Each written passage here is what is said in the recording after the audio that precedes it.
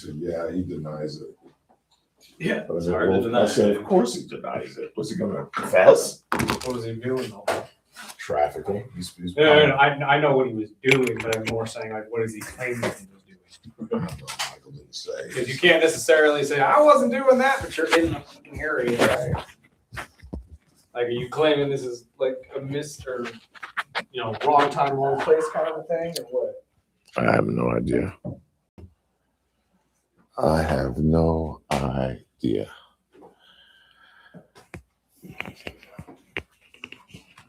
Go ahead and get that sign from Adapted. I know, I told him, I was like, oh, you can bring the sign, dude. He's like, oh, no, I forgot.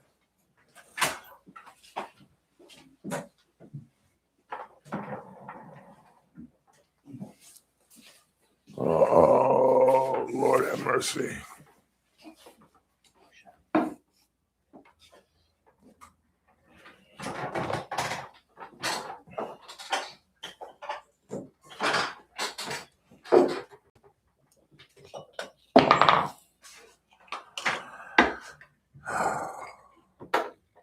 Slow day, too. Yeah. You know what I mean? Just Savannah Guthrie. I was going to say, that's like the main story that's everybody's talking about. That's not going to end well. I think it's She's dead already? Yeah. Really? Yeah. Then why all the letters and stuff? I don't know. You know, You're right. Normally in a kidnapping, they got to keep her alive. if you're trying to get a ransom. So, yeah. I think it's the brother-in-law.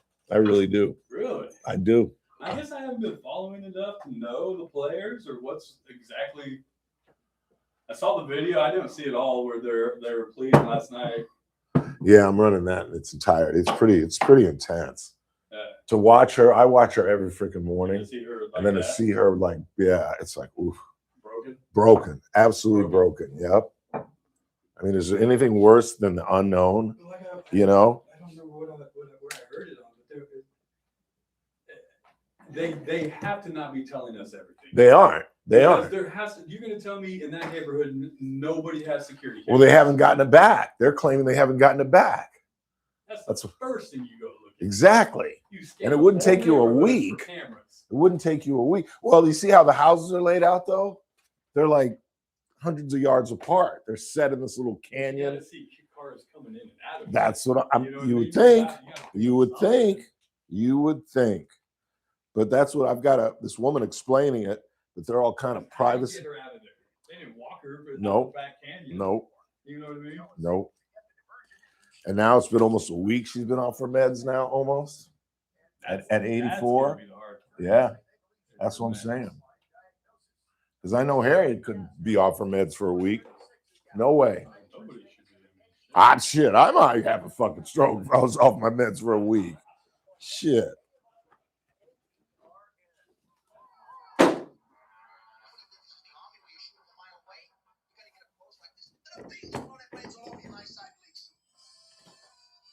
It's the Ralph Bailey Show on News Talk 96.1 and AM 1180 KERN.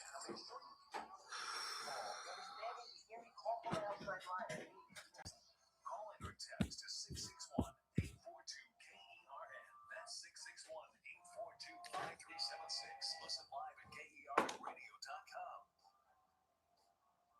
Now, the host you've been waiting all day for, live from the KERN studio. Here's Ralph Bailey. Hi, everybody, and a very pleasant good afternoon to you, wherever you may be, however you may be listening, or however you may be viewing. For those subscribing on YouTube, it's the Ralph Bailey Show on News Talk 96.1 and AM 1180 KERN, where we're streaming live at kernradio.com. Chris Burdick is producing the show on this Thursday, 5th day of February. And for the third day in a row, maybe it's been all week, might be the fourth day in a row, we're leading with the plight of Savannah Guthrie's mother, Nancy, the, in my opinion, incompetent sheriff of Pima County, Chris Nanos, who's been giving independent interviews, and this guy's absolutely incompetent. He had another news conference where essentially they broke down the timeline, didn't tell us a whole lot new, but again, is begging folks in the area to give them something. The NBC exclusive interview has been made public. The interview that the new NBC anchor took over for Lester Holt, Tony Lamas, sat down with the president, where he clearly listens to the Ralph Bailey show. We'll explain when we get to that. Bavik Patel, multi-BC Open winner, joins us at the bottom of the hour to continue our coverage of the Bakersfield Open that gets underway on Monday with the Pro-Am. Practice round on Tuesday, then they stick it in the ground for real on Wednesday. 35% of the field will be cut on Thursday, and then the check presentation, the final round on Friday. You are welcome to go out to Bakersfield Country Club and view. It is free. We've got all kinds of things going on out there, and you get to see our young folks, some of our local kids, and I say kids, these are grown men in their 20s and 30s, but battle it out for a $150,000 purse, a $30,000 first prize. And we talked with Chris Riley yesterday, which I thought was a fascinating interview. Really nice guy. He's 52 years old, trying to get on the Champions Tour. He was a Ryder Cup member in 2004. He's competed with Phil Mickelson, Tiger Woods, John Daly. He played with Tiger on the 2004 and Phil on the 2004 Ryder Cup team. He's on a Walker team, the President's Cup, and also is a PGA winner. And he got off the tour, went down to San Diego, and was coaching for the Aztecs for a while, and wants to get back on the tour now that he's 52 years old, the Champions Tour. And we might have Dick Ragone on tomorrow to talk about the Olympics. And I'm going to ask Nick on the air if I can get my guy, Chris Riley, an exemption in his tournament in Philly that he's starting, that I will be attending. You'll have a guest host that first week in September, because I am off to Philadelphia, one of my favorite cities in the country. It is a Thursday, so my term seat will be at 4 o'clock. Our money man, Daniel Petrie, at 4:30. And once again, we welcome in the president of Bakersfield College, Dr. Stacy Pfluger will join us. She is going to explain what BSI is. Bakersfield College is one of 6 of the 116 community colleges that has been designated a Black serving institution. She'll explain what that means coming up at 5. And our Black History Month moment focuses on, please stand by,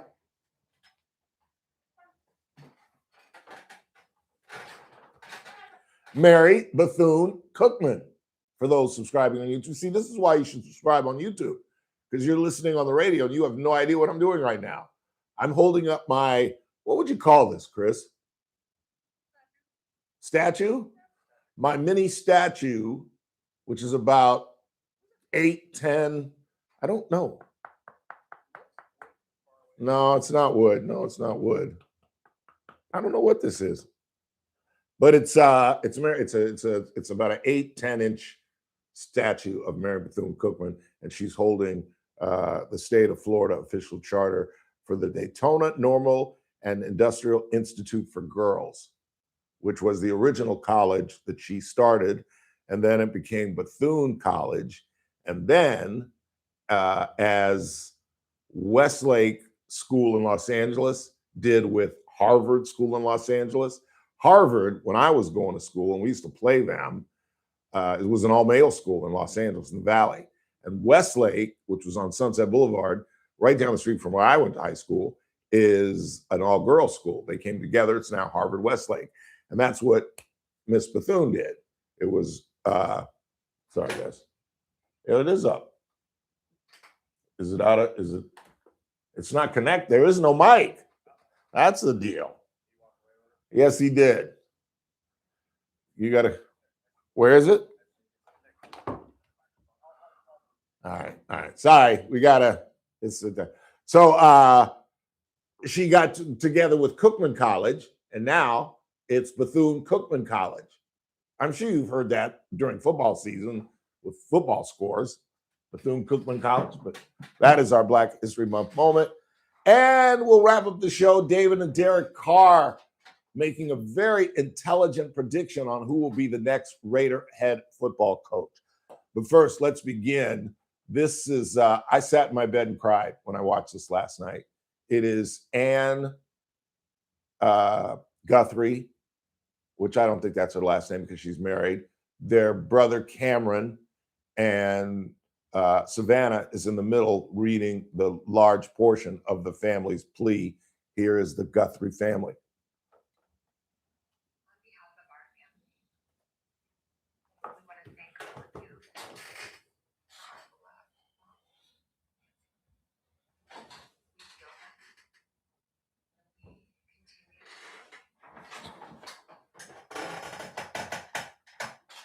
Our mom is a kind, faithful, loyal, fiercely loving woman of goodness and light. She is funny, spunky, clever. She has grandchildren that adore her and crowd around her and cover her with kisses. She loves fun and fun. She is a devoted friend. She is full of kindness and knowledge. Talk to her. A light is missing from our lives. Nancy is our mother. We are her children. She is our beacon. She holds fast to joy in all of life's circumstances. She chooses joy day after day. Despite having already passed through great trials, we are always going to be merely just normal human people who need our mom. Mama, Mama, if you're listening, we need you to come home. We miss you.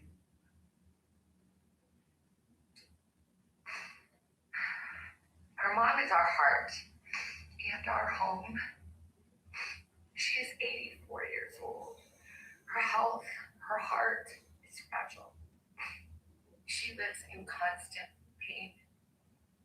She is without any medicine. She needs it to survive. She needs it not to suffer. We too have heard the reports about a ransom letter in the media. As a family, we are doing everything that we can. We are ready to talk. However, we live in a world where voices and images are easily manipulated. We need to know, without a doubt, that she is alive and that you have her. We want to hear from you, and we are ready to listen. Please reach out to us. Mommy, if you are hearing this, you are a strong woman. You are God's precious daughter, Nancy.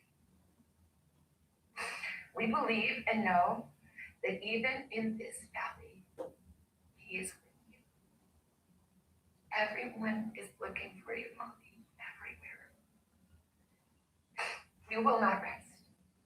Your children will not rest until we are together again.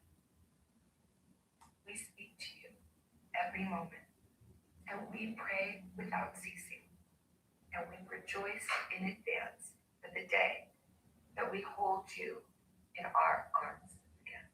We love you. We love you, Mom. Stay strong. That was her brother Cameron. I believe Savannah is the middle child. Annie is the oldest, I do believe. I could have that wrong. Let's go ahead and take a break because the folks on YouTube didn't hear a word of that. And we come back, you'll hear from who I believe is an incompetent sheriff. And it's weird when you go out of county and you see these other sheriffs handle things and you realize, thank God for Danny Youngblood. Good googly moogly. Because this Nanos guy is just, you know, and like I've always said, Kern County spotlight, 1729-23 is one thing. Statewide coverage is another thing. It's a whole different level. But national coverage, the national spotlight will burn you if you don't know what you're doing. And I can't blame the guys. Chris Nano's probably a nice guy, hardworking, but he's in a tiny little community in Tucson. You know what I'm saying? And just doesn't have the national experience to handle some of the best reporters in the country. They've got every news organization has their best reporter on this thing, Jack. And Aaron Katursky, who I've known since his radio days, he's now, I believe, with ABC. He asked a very, very interesting question. We'll play that for you. And then Donald Trump sat down with NBC's Tony Lamas and has conceded that things have gone wrong in Minneapolis. And there's another portion of the interview that clearly indicates that Donald Trump listens to the Ralph Bailey Show. Absolutely no question about that. And then at 3:45, Chris Burdick, Bavik Patel is going to join us. He is a multiple-time BC Open champion. As play gets set to get underway on Wednesday, the Pro-Am is Monday. And Mike Turnipseed, Daniel Petrie, and BC President Dr. Stacy Pfluger. All that's coming up. It's the Ralph Bailey Show on a Thursday, right here on News Talk 96.1 and AM 1180 KRN. And we're streaming live at kernradio.com.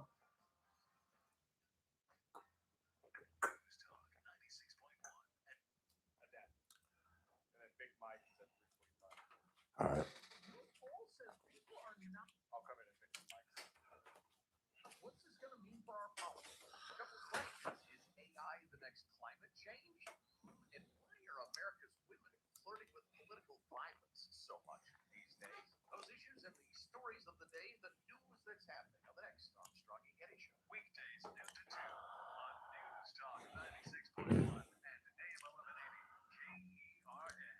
Every other Wednesday, we have owner-operators of Adaptive Networks, our IT team, Ryan Van Alstyne and his wife, Jennifer, on the program. And yesterday, we had Ryan on along with his chief engineer, Christopher, and they told a harrowing story about a company that came to them whose codes and everything, all of their IT technology was stolen and held ransom.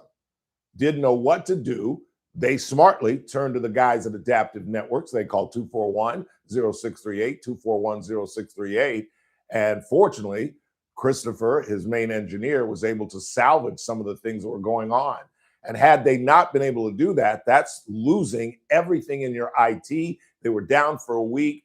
That's why we've partnered with Adaptive Networks, because they work quickly, effectively. There's no long waits. Oh, we'll get back to you. Call them today at 241-0638 or hit them online at adaptive-net.com.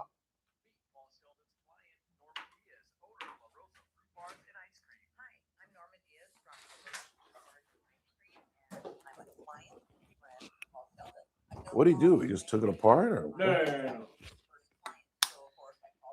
If he has a one-on-one guest, he'll take the mic and put it underneath that mic so it picks them up a little bit easier.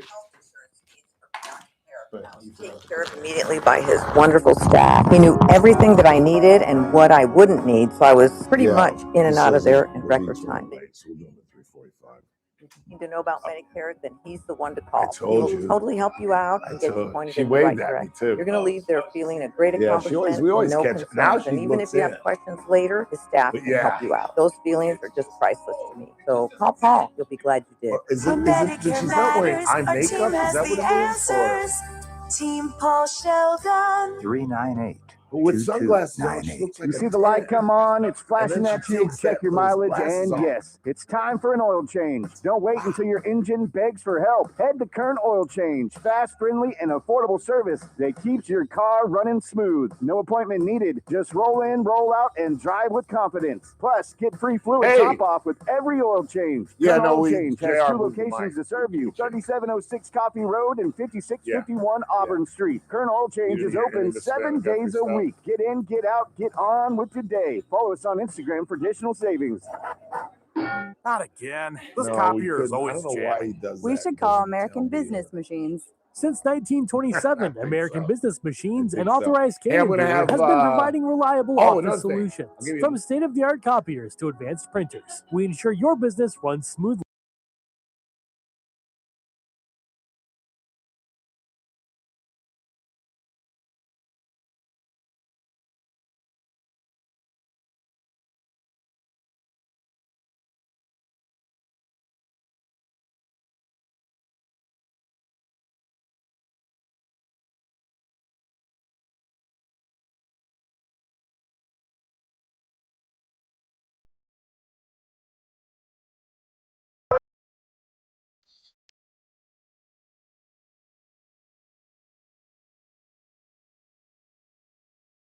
It's his fault. It's his fault. Everybody blame JR. Keeps messing around with the microphone. That's his fault. I had nothing to do with that. I apologize if you didn't hear any of the Guthrie family plea. But meantime, Chris Nanos is the Pima County Sheriff, and I just think he's doing a horrible job. And I'm not the only one. But here is Chris Nanos.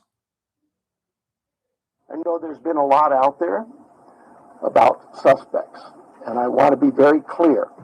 At this time, we have not identified a suspect or a person of interest in this case. We are working our best to do that. But to be clear, we have nobody of interest or any suspects that you would consider a prime suspect. We're just not there. We're not there yet. He is poo-pooing reports that I first told you about on Wednesday. They're just random reports. I told you that. There's nothing substantiated by the sheriff's department. But you've always got to remember that if there was, they wouldn't tell us. As well, they shouldn't. So as not to throw anybody, maybe to flee or to harm her. They're keeping everything close to the vest. But this was to poo-poo reports that the brother-in-law, Annie's husband, was a person of interest, but they have dismissed that. And there was evidence to that effect where they impounded Annie's car. Now, you could explain that away. They had to, because that was the last vehicle Nancy Guthrie was in. But there were some other factors, because I absolutely believe it had to be someone she knows. It absolutely had to be someone she knows. We also know they set up a timeline where we know at 1:47. So she comes home. They went to dinner at Annie's house till about 9:30. Brought her home at about 9:45. We know at 1:47 in the morning the doorbell camera was disconnected. That's somebody that knows them. And then at 2:12, her pacemaker, at 2:12, a person on camera is noted, but they haven't gotten that video back yet. All this analysis can't be done. I don't understand it, but here is some audio trying to explain some of the legalities and why they have been unable yet to get a hold of some of this video, because the sheriff is saying they can't even identify whether it's a person or not. This is good at getting national attention. This is good at getting national attention. Why is it taking security companies this long to turn over footage from their security cameras? Well, I think we're all kind of finding out, Elizabeth, that technology in this era and privacy laws and contractual laws in this era will make it hard sometimes to get into systems. I'll tell you right now that we have a couple of cases where we are trying to break a cell phone on a machine where we don't have the password for a year now to try to get the intelligence we need. I also just want to say very briefly, Elizabeth, that this is the work that 88 Crime and local law enforcement do every day. For those at home right now, we're talking about Southern Arizona. We're talking about 1.1 million people and 9,000 square miles who share a border with Mexico and lands with the Pasquayaki tribe and the Tohono O'odham Nation. And so we want to lift up what the public can do when a person goes missing, whether they are famous or just a local loved one. You see what happens when you're dealing with small town people? I don't know what the hell she said when she got past the security stuff and what the border had to do with it. That's Pima County Sheriff, Pima County Attorney Laura Connie, and this is crazy. And this is why this Nanos guy is incompetent, because do you realize that they didn't call in the FBI for another 2 days, that they cordoned off the house, and then after they went through it, they took down the tape and allowed the media to trample all over. What is this, OJ all over again?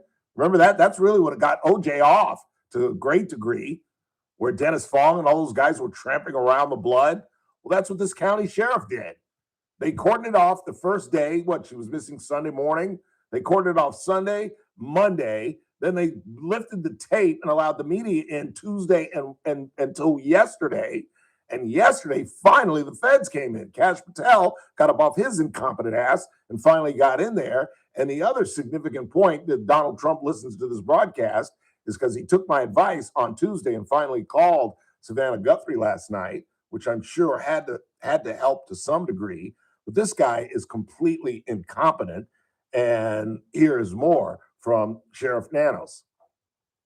Now that you are having such an injection of manpower from the Pima Critical Incident Team and the FBI, we were slow to bring that in at the outset. Should all of these resources been brought to bear sooner? I guess that, it's Monday morning quarterbacking. I do it all the time, so you have the opportunity to do it for me. I'll take that hit. You see what I'm saying? I guess you could Monday morning quarterback. Then it took you 2 days to bring in the feds? Like, seriously. And I'm not trying to be special or anything, but the minute you find out that this is Savannah Guthrie's mother, you've got to get on the phone with the FBI. And what I mean by special, like, oh, celebrities get special treatment, Ralph? No! Celebrities get national attention. This is going to be a story. This ain't no regular kidnapping in Pima County. The minute you find out that it's the mother of a national celebrity, you've got to get on the phone with the feds. It took them 2 days, 48 hours, and an unsealed criminal site for them to bring in Kash Patel and the boys.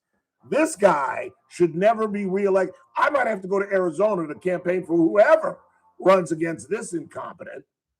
And good on Aaron Katursky for jamming him up on that. I don't know if you heard the question, but he asked, basically, what took you so long to bring in the feds? I guess you could Monday morning quarterback. Yeah, you think? Good googly moogly. Quick timeout. Donald Trump sits down with NBC in an exclusive interview, proves once again that he listens to the Ralph Bailey Show, admitting mistakes have been made in Minneapolis, St. Paul, but he stands by his ICE agents. Then at 3:45, we're going to talk with Bavik Patel. BC Open starts on Monday.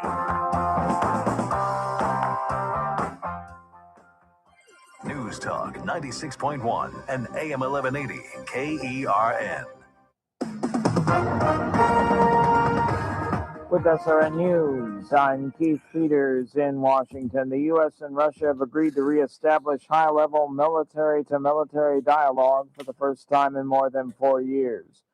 This step is another sign of warming relations between the two countries since President Trump took office and sought to end the war in Ukraine. Senate Majority Leader John Thune says Democrats' demands for new restrictions on federal immigration officers are unrealistic. And he's warning that the Department of Homeland Security will shut down next week if Democrats don't work with Republicans and the White House. Democrats are pressing for changes at U.S. Immigration and Customs Enforcement. On Wall Street, the Dow down by 592 points, the Nasdaq dropped 363, the S&P lower by 84. This is SRN News. News Talk 96.1 and AM 1180 KERN. From the KERN Newsroom, your live and local news update on News Talk 96.1 and AM 1180 KERN. I'm Chris Davis. A human trafficking sting in Kern County that happened in waves over the past couple of weeks has resulted in 17 people being arrested. Some of them were Johns and others pimps, say police. A 17-year-old was rescued from forced prostitution. A man who was hiding grenades, guns, and explosives in a crawl space in his house on Erskine Creek Road has taken a plea deal. 53-year-old Michael Dethridge faces a possible 18 years in prison when he's sentenced April 8th. Patel, accused of threatening members of the Bakersfield City Council back in 2024, goes before a judge today to see if she gets a mental health diversion to have the charges dismissed. I'm Chris Davis in the KERN newsroom with news every half hour and when it breaks on FM 96.1 and AM 1180 KERN. Are you looking for a one-of-a-kind way to honor your team or commemorate a special event? Look no further than Martinez Challenge Coins and More, the premier challenge coins and specialty metals company in Bakersfield. With years of experience and a commitment to quality, Martinez creates custom challenge coins that are truly exceptional. Whether you need coins for your military unit, law enforcement agency, or corporate team, they have you covered. Their expert team will work closely with you to design a coin that reflects your unique vision. From intricate artwork to personalized details, Martinez ensures that every coin is a true work of art. Hi, I'm Ray Martinez, owner and founder of the company. So don't settle for ordinary when you can have extraordinary. Contact Martinez Challenge Coins and More today and let them bring your vision to life. Visit their website at martinez-martinezllc.com or call 661-304-9589. Martinez Challenge Coins and More, where excellence meets craftsmanship. It's the JR Show. The kids were at some other business. I couldn't tell what it was, but allegedly they went in there and tried to steal things and were kicked out. And unfortunately, it all ended with this joyride and a friend of mine's car, and now one of them is dead. And I just go, one, where the heck are your parents at? I mean, can I not help but ask that? Where are the parents? The JR Show, weekdays at 2 p.m.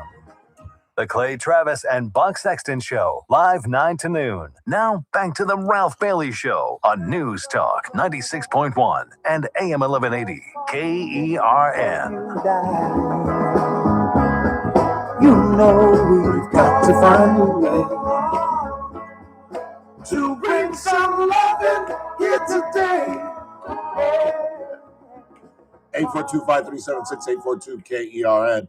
Coming up in just a minute, we're going to talk with Bavik Patel, multiple champion at the BC Open. It starts on Monday, the Pro-Am, and there's a practice round on Tuesday, and they get started on Wednesday. 35% of the field get cut on Thursday, and then the final round Friday, and the check presentation. $30,000 on the line.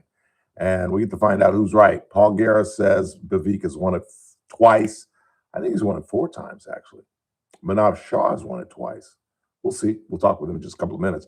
Meantime, as I mentioned, the president sat down with Tony Lamas, the man succeeding Lester Holt as the head anchor on NBC News. And they talked about a number of things. Obviously, Minneapolis-St. Paul being one of the key things. And you might be surprised what the president had to say about the 2 shootings in Minnesota. After the shooting of Renee Good, you said ICE made some mistakes. What were the mistakes? Well, look, I'm not happy with the 2 incidents. It's not, it's both of them, not one or the other. He was not an angel, and she was not an angel. You look at some tapes from back, but still, I'm not happy with what happened. Nobody could be happy, and ICE wasn't happy either. But I'm going to always be with our great people of law enforcement. That's a great answer. That is a great answer, because I think we're going to find out, and this is based on a family autopsy, which can either be reliable or could be biased, obviously, because it's Renee Good's family. But according to the family and their autopsy, the shot from in front of the car hit Renee Good in her right breasts. The 2 shots that, and I don't know if you've seen the still pictures of it. If you watch Bill Maher's show, he showed it. I don't know. This is not fair. Bill Maher compared the shooting of Renee Good to the Vietnam. You remember the very famous Vietnam shooting of one of the professors? He's standing there handcuffed, and the man walks up with looks like a snub-nosed 32 and shoots him in the head. That's what Bill Maher compared this to, and that's not fair. But according to the Renee Good family autopsy, she was shot in the left temple, meaning she was shot in the head as she drove by the ICE agent. She was shot, according to their autopsy, once in the left entrance room in her left temple, exit room from her right temple, and she was also shot once in her left breast. But the shot from in front of the car hit her in the right breast and was not the kill shot. And again, you have to question, okay, he had to shoot when she was coming at him with the car, and I still don't think she was trying to hit him, although she was breaking the law. She was listening to her lesbian girlfriend who told her, drive, baby, drive. But did he really have to shoot when he was parallel with the car? Did he really? Do you think a BPD officer would have done that? A sheriff's deputy here in Kern County? Shot from the driver's side window as she's passing him? And even if that's true, then we need to change training. We absolutely need to change training because running from the cops is not a capital crime. Meantime, here's one final from the president. Maybe we can use a little bit of a softer touch, but you still have to be tough. These are criminals. We're dealing with really hard criminals. But look, I've called the people. I've called the governor. I've called the mayor, spoke to them, had great conversations with them, and then I see them ranting and raving out there, literally as though a call wasn't made. We've done a great job everywhere. Again, you all kidnapped my argument the other day. Because my argument when I ranted and raved on how ICE is acting had nothing to do with rounding up all the illegal aliens. And if that's your belief, and if you think that's the end game, and you think that's the way this administration should conduct itself, fine. But just understand what you're giving up. Because now even the president recognizes that this is a bad look. Because that's why Tom Homan is there. That's why Tom Homan has removed 700 agents. That's why Tom Homan has removed the 7-member agent gangs, for lack of a better word, units, whatever you want to call it, down to 2 to try to bring down the temperature on this thing. But the bottom line is it's a bad look for the party. And the point that I never even brought up illegal aliens and rounding them up. I was talking about, and we provided 4 different pieces of audio of United States citizens who've been knocked around, slammed around, beaten, dragged out of their vehicles. And this is a horrendous look for the party. And we are facing one of the most significant midterm elections in my memory, because I am telling you as certain, I lied to you. I said that the first thing that they're going to do if they get the majority, if they win the House and the Senate this November, I said the first thing they're going to do is pack the court. That's not true. You know what do you think the first thing they're going to do, Chris, if they're in power? Probably tear down that ballroom. They're going to impeach Donald Trump again. Oh, true. Yeah, actually, that's a good point. Watch.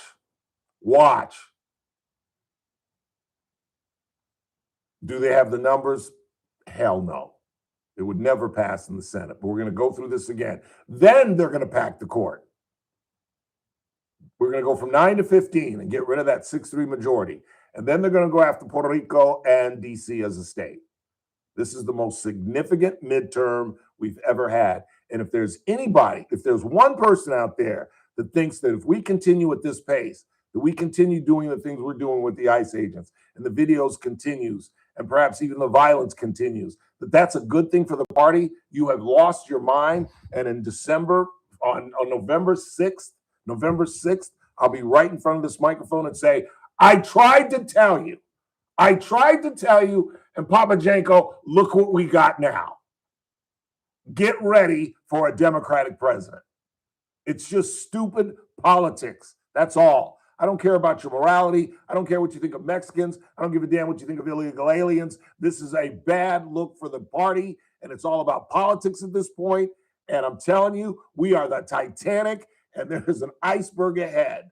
And you guys are saying full speed ahead. And it's about as dumb a thing as I've ever seen. Let's go. Quick timeout. Bavik Patel joins us, probably from the driving range, as we get set for the Bakersfield Open. Again, the Pro-Am Monday, practice round Tuesday. They stick it in the ground for real on Wednesday. They cut 35% of the field on Thursday, and then all the players that make the cut try to cut each other's throats on Friday, vying for $30,000. Ralph Bailey Show. News Talk 96.1 and AM 1180 KERN. News Talk 96.1 and AM 1180 KERN. Big Mike. Friday edition of the First Look program. It's Super Bowl weekend Friday, so obviously we have a preview of the big game. We'll tell you how I guess Kid Rock is going to save halftime. We'll have state-of-the-art news and traffic and weather. It's all happening 6 to 9 a.m. right here at News Talk 96.1 and streaming live on the internet at kernradio.com. First Look with Scott Cox, 6 to 9 a.m. News Talk 96.1 and AM 1180 KERN. If you've been busting your hump all week getting ready for a Sunday, because I'm not supposed to say Super Bowl, I can't say Super Bowl, but if you've been getting ready for Sunday, you've been cooking, you've been cleaning, you've made a mistake, what you should have done is call my best friend, Mike Arieh, former Green Bay Packer, former New York Giant, who now for the last 25 years has been running Big Mike's Ragin' Barbecue, and he's one of the finest caterers in the land. If you would call Mike at 393-5557, 393-5507, if you called him, he comes with his crew, his rig. They do the cooking, they do the serving, they do the cleanup, and Mike is right there supervising. And he is an outstanding cook, and he's been doing this again for throughout the entire 21st century. Call him today at 393-5507. That's 393-5507. Big Mike's Ragin' Barbecue. Big tax changes this year could mean a bigger refund, and Jackson Hewitt knows how to get you your biggest. You'll get $100 just to try us. That won't make you filthy rich, but definitely gas plus groceries rich. And since we know all the new tax codes, you could get thousands back, which would make you low-key loaded. Or at least wealthy adjacent? Go with our trusted pros and get $100 to switch. Rest easy. Jackson Hewitt's got your taxes, guaranteed. Limited time offer for new clients, participating locations only. Details at jacksonhewitt.com. I'm Ed Evans, CEO of Consumer Cellular. You know, the big wireless companies say they have discounts for people over 55, but unless you're willing to sit on hold and ask, you're probably paying more than you should. At Consumer Cellular, there's nothing to hunt down. We're built for people 50 plus with plans starting at just $20. And our 100% US-based customer service actually answers the phone. Call 1-888-FREEDOM or visit consumercellular.com today and get your second month free for a limited time. Taxes, fees, and other third-party charges will apply. See website for additional details. I love a day on the water with friends, but my moderate to severe plaque psoriasis sometimes holds me back. Now I'm all in with clearer skin thanks to Skyrizi. Risankizumab Riza, a prescription-only 150 milligram injection for adults who are candidates for systemic or phototherapy. Teaching music is my passion, but my active psoriatic arthritis can limit me at times. Now I'm treating my joint symptoms with Skyrizi. With Skyrizi, most people with plaque psoriasis saw 90% clearer skin at 4 months. Or if you are an adult with active psoriatic arthritis, Skyrizi helps you move with less joint pain, stiffness, swelling, and fatigue. Don't use if allergic to Skyrizi. Serious allergic reactions, increased infections, or lower ability to fight them may occur. Before treatment, get checked for infections and tuberculosis. Tell your doctor about any flu-like symptoms or vaccines. There's nothing like clearer skin. There's nothing like better movement, and that means everything. Ask your doctor about Skyrizi. Visit Skyrizi.com or call 1-866-SKY-RIZZI to learn more. You're listening to The Ralph Bailey Show. Catch me weekday morning 6 to 9 a.m. on First Look with Scott Cox, News Talk 96.1 and AM 1180 KERN. Won't you come on in? So you got it. Miracles Stella in the chat room says this is a figurine. Figurine would work as well. Yeah? I just think statue because figurines traditionally, I feel A little like smaller. Yeah, you can move them. Like you can set them up different ways, if that makes sense. This is Mary Bethune-Cookman, the subject of our Black History Month moment later on in the broadcast. In the meantime, BC Open again gets going the Pro-Am on Monday. They stick it in the ground for real on Wednesday. And this gentleman hopes to pick up a check on Friday. He is a multiple BC Open winner and overall good egg. Bavik Patel, what's really going on? What's going on, man? How you doing? I'm well. How you doing? You out at the golf course? No, I wish. Yeah. Have you? When was the last time you were out there? Is the course tournament ready? I'm assuming by now. Yeah, I was out there yesterday. It's getting pretty firm. The greens were a little slower yesterday, but they'll be rocking and rolling by Wednesday. Yeah, we had our mutual fan, Mr. Guerra, on a couple days ago, and he says he thinks they're going to get up to about 13 by. Yeah, I think he was just getting them. He was just letting them kind of breathe for a few days and getting some grass on them. Then he'll start cutting them down and rolling them. Yeah. I'm an idiot to try to challenge Paul on this thing, but I think I'm right. He claims you're a 2-time champion. I thought you won it 4 times. No, I think 2. 2? Okay. Right, yeah. Okay. I figured Paul would know better. Talk about the course. I probably should have won it more than twice, being my home course, but yeah. I kind of like your thinking there. I was going to say, I wish you were right. Very few people know that course better than you. Yeah. Talk about what you have to do to win this thing. It's just gotta play my game, man. The field is usually better and better every year, man, and it's one of the marquee events for the Asher Tour, so should have the best of the best out there. Yeah. We talked with Chris Riley yesterday. Do you remember him growing up? Oh, yeah. Yeah. Oh, yeah. It's going to be fun to have him out there, and I'm excited to meet him. Absolutely. Yeah, it's kind of cool to be able to pick a guy's brain who's competed with John Daly and Tiger Woods. And 100%. Yeah. Phil Mickelson. Was the best of them and had a lot of success out there, too. Yeah, he did. He was on the Ryder Cup team with him in 2004. And I think President's Cup, too. Yeah, absolutely. Absolutely. What's the situation with your pro career? Have you stopped concentrating on that attempt, or are you still trying to make it? No, I'm still gonna give it a shot. I've had a few things I've had to work through the last few years, so hopefully sometime this year, I'll go back out and use my starts. Yeah, there's been other more important priorities for me. So, but I still love it. That hasn't left. So I will definitely give it 1 or 2 more shots for sure. Yeah. Talk about your game. What's the strength of your game? I mean, if I'm driving it well, that's kind of when I score, But again, it's just what everybody says. It comes down to putting, That's kind of what it's all about. And then with our greens, it doesn't look like we're going to get much. We might get a little bit of rain, but if they're going to be firm and fast, like I think they are, it's just going to come down to the greens. You just got to make sure that you stay below the hole out there. Yeah.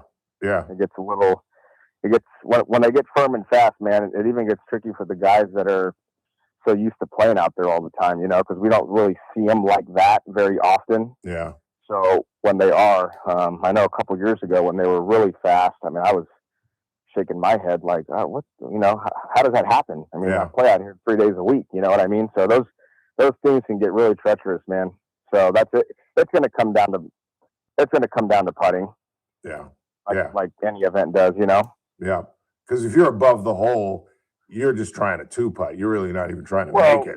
Like for example, I mean, they're all crazy, but you get on 14, and if you're above it, you almost just hope to get it within 2 or 3 feet, even if you have 8 feet. Yeah. Yeah. Yeah. I mean, you're way better off having 15 feet up the hill. Yeah, and you could lose it and roll it off the damn green. 100%. That's correct too. Yeah, it's crazy. So it's going to be, your distance control and just take advantage of the par 5s. Yeah.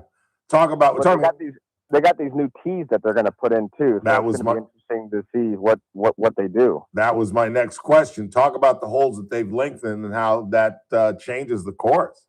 5 is going to be a really good hole. I mean, it's going to play 35, 40 yards longer. So where is the tee box now? Is it up where the 9th tee box is? No, 5 is kind of if you're on 2 and you kind of look to the right, it's about 15, 20 yards in front of you, but facing towards 5, obviously. Right. So they have it positioned perfect. You know, it's a pretty straightforward tee shot, but man, it's going to play 40 yards longer. Yeah. Yeah. What do you normally have coming into that par 5? I mean, if it's firm out and it's pretty warm, I mean, I can have anywhere from 9 iron to a gap wedge. Wow. And now with that slope in the middle, I mean, we're going to be hitting 5 irons into the hole, 6 Yeah. irons into the hole. Yeah. Wow. You know? Yeah. What other holes have they lengthened? 7 they've lengthened, but I don't know if they're going to use that box yet. 15 is way back. 15 is way back in the corner, about 30 yards back. Oh yeah, I saw that. It's kind of near. What is it, near the snack shack almost? Well, you're pretty much hitting off from 178 onto 15 is pretty much what it looks like. No kidding. I mean, you have to draw it coming out of that chute, don't you? Yeah, but then you have the tree that's right on the left. Yeah. Left of 11, and if you just hit a good tee ball, but you pull it 5 yards, I mean, it's going to go 30 yards off the tee. Yeah. And same thing if you shove it right. Yeah, I know a freckle-faced radio talk show host who's hit that tree a couple times. Yeah, a couple times. Give me a score. I don't want to keep you. I know you want to get out of the course or whatever you're up to today, but give me a score. What do you think wins this thing?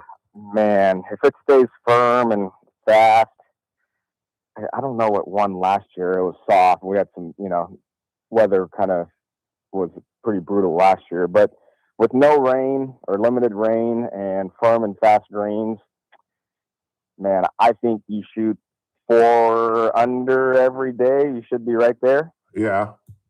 Wow. Is my opinion. But then again, I'm not sure what they're doing with converting the 5s into 4s or, right. I'm not sure what their plan is. Yeah. But I think it's usually a par 71. I think if you shoot 4 67s, maybe a 66 in there, I mean, you should be right there. Yeah. But who knows? I mean, these guys are so good. I mean, it could be 15, 20 under. I mean, right. I don't know. Yeah. Who you got anybody on your bag this year? Probably not. Yeah. Yeah. We'll see. I know we can ride the first 2 days and then walk the last day. So that is a big. What do you think of that? Being able to ride for 2 days. I mean, yeah, it's good for my old body. I'll tell you that. Your old body. Good Google. I'm telling you. I don't want to. What are you? 35. 35. Not getting any younger. Got more grays. I'm turning salt and pepper on my face now too, man. Would you stop? 35. Man, are you kidding me? All right, man. Well, good luck. I know you're going to play well. It's going to be fun. People are going to come out. I'll see you out there. And again, good luck. Thanks for taking the time. And go hit some balls. Yeah, go hit some balls. Appreciate it. All right, Pop. We'll see you. Bavik Patel, 2-time champion. I don't know why I would challenge Paul on that. He knows Bavik much better than I. Really nice kid, though. Really nice kid. 35 years old, complaining about being old. You know that. See why I hate people under 35? Oh, I'm getting gray. I'm 39. My old body, I got to get in the cart. Brother, you don't know what old is. But you'll know. Burdick, you'll know. What? You got to go to the bottom of the hour. Oh, this was not the 4. Oh, my God. I forgot this. I thought my bad. 842-5376, 842-KERN. And speaking of golf, don't forget, March 23rd, the 4th annual Honor Flight Open. Can you believe that? We're on our 4th year. God, I can remember in there screaming at Bob, we ought to do a golf tournament. I'm telling you, we can do a golf tournament. But just go to honorflightopen.com. I told you I talked with George Culver yesterday, who is not playing, but George has wanted some information to make a donation. So feel free if you can't play and you'd like to help us out, because all of the proceeds go to help Honor Flight and sending our veterans back to Washington. You can certainly make a donation. Just go to honorflightopen.com or contact us here at the station. But it's going to be a fun tournament. It always is. We've had some great success. Oh, I know what I wanted to ask him that I forgot about. Temperatures are going to be in the low 60s much of next week, according to my phone, my weather deal. And I wanted to know if that's going to impact the play at all. Because most golfers prefer to play in heat than cold. But anyway, 842-5376, 842-KER, let's see what you guys are talking about before Mr. Turnipseed gets in here.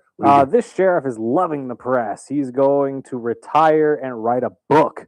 You're right. I've always said that. When these national incidents happen in these little communities, even large communities. All the politicians come out.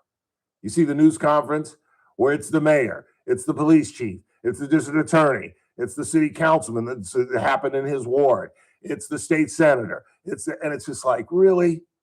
And everybody's got to speak. Everybody, they all stand behind the sheriff, whoever the first initial official is, and then I'm going to turn it over to Mr. Ralph Bailey.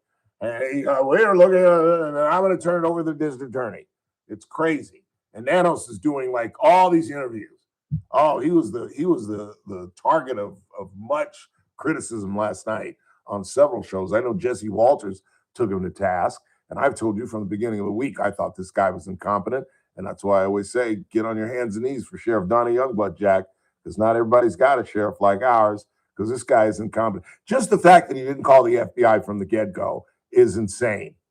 Whether you think your tiny little police force can handle such a story, but the minute that you find out that this thing's going to go national, you've got to start thinking, what does that mean? Well, that means that the Washington Post is going to be here. The Chicago Tribune is going to be here. The New York Picayune is going to be here.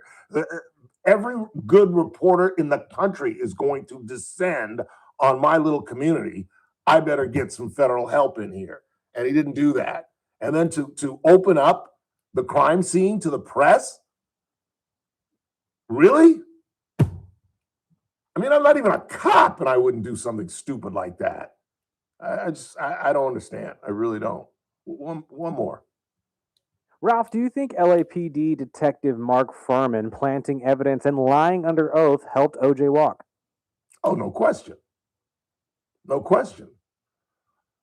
The biggest lie, the biggest thing that got OJ off, because remember, there was a number of African Americans on the, I don't know why we're talking about OJ, but a number of African Americans on the jury. And the thing that, if you remember correctly, because I was a correspondent for the Californian at the time, meaning that I was an independent contractor and I was working at home, and I would get up literally every day at 6 o'clock in the morning and make my calls to McFarland, Delano, Shafter, Wasco. I'd call the fire department, I'd call the police, figure out what my story was, and I'd start writing by 7 o'clock. So by 9 o'clock, I could send in my I forget the term, but you send in like a paragraph of your story to the editors, and they say, okay, we like it, continue that way. Or they say, we don't like the angle you're taking, or we don't like the story, boop, boop, boop. So I would do that every morning. So at 9 o'clock, I could just stop and watch the trial. And the biggest thing that changed that trial is when Furman said, I don't use the N-word. I don't use the N-word. Now, maybe in the 21st century, not a lot of white folks use the N-word. But in the 20th century, if you got cut off by a black guy, you don't tell me like, that Negro cut me off. And then they provided tapes of him using the N-word. That's when the black folks on the jury were like, he not guilty. And then, of course, there's the greatest performance in the history of television. OJ trying on his gloves. His gloves. Greatest performance in television history.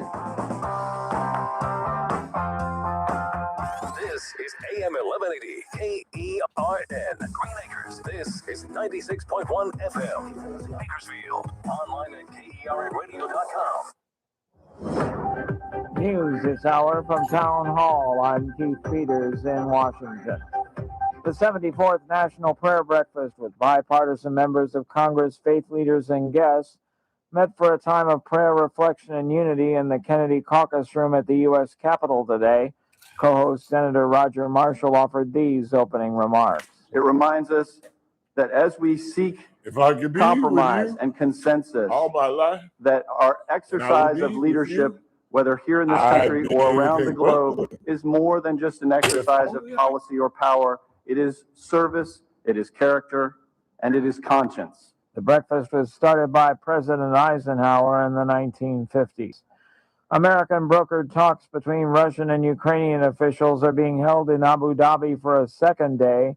aimed toward ending the nearly 4-year war. The discussions come amid increased Russian attacks on Ukraine's power grid and after a rise in civilian casualties. Ukrainian President Volodymyr Zelensky urged for an end to the war and emphasized the need for security guarantees to prevent future Russian attacks. U.S. Special Envoy Steve Witkoff and President Trump's son-in-law Jared Kushner, as well as NATO Commander General Alexis Grinkovich, are at the talks. Fighting continues alongside the talks with Russia targeting Ukraine's electricity network. Almost 15,000 Ukrainian civilians have been killed since the start of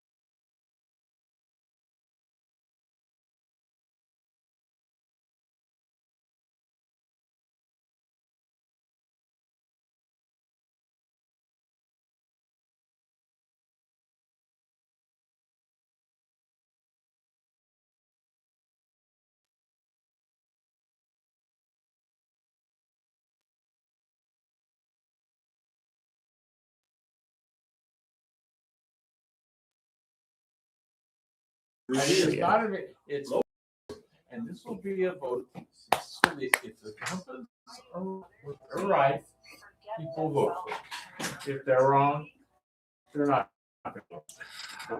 Huh? It's four. It's one. Well, I don't need to. It's 1, 3, 4. Wait, 1, 3, 4, and 7. Well, I thought it was 1, 3, 5, and 7. Why is that? Why would they do it that way? 1, 3, 4. 1, 3, 4, 7. Some awards. Yeah. Cora's gone. She ain't coming back. If she runs, She's running. Do you think she's gonna win? No. She only runs. She loses her seat if he runs and loses. The reason she was up there in Wasco with Newsom is because she needs his support. The Democrats in Sacramento are going to back her title as much as they don't like her. She's the incumbent. You have to. Yep. So she needs to get Gavin to say, I'll back her, so the rest of them follow suit. And Leticia is going to help her do it. That's And all unless Raji. Gavin gives her the That's green light, Raji. she's not going to do it. That's Raji was there too. Raji was out there in Wasco yesterday too. I saw Of course, pictures. anytime the governor shows up, Raji No, says, it is. He's been to her Raji house. Brar is the most powerful Democrat in this county. It's not Dolores Ward. Money. It's the Raji money. Brar. And she's got it. And she's got money, And she's she's going got to get power. money. He's appointed her to stuff. Yeah. Three state She was meeting with congressmen last time I was in DC. She appointed her to something. Yeah. He was on the state water board and something else, and now she's on the CSUB board. Yeah, if Raji and Leticia can get, well, more Raji can get the governor to say yes to Manpreet, that's the only way she wins. When's the deadline? March? Election's in June. Yeah, but when's the deadline to file? Well, it's like August to November. Do the math. It's 89 days before the election. Something like that. Some crazy thing. 89 days. Well, then that fits. March is 90 days. Whatever 89 days are. It's a Friday for the Tuesday, so it's kind of a weird deal. See what happened to me at the golf course? What happened? I got sick At the golf course? on the 14th tee box. BCC? Did you Bless. bark all over the place? So humiliated. But thankfully, that fence. I made it to the fence where there's bushes. Can you imagine if I had done that in the middle of the fairway? On 14. On 14, 15, 14. Hour 2 of the broadcast on this Thursday. It's the Ralph Bailey Show.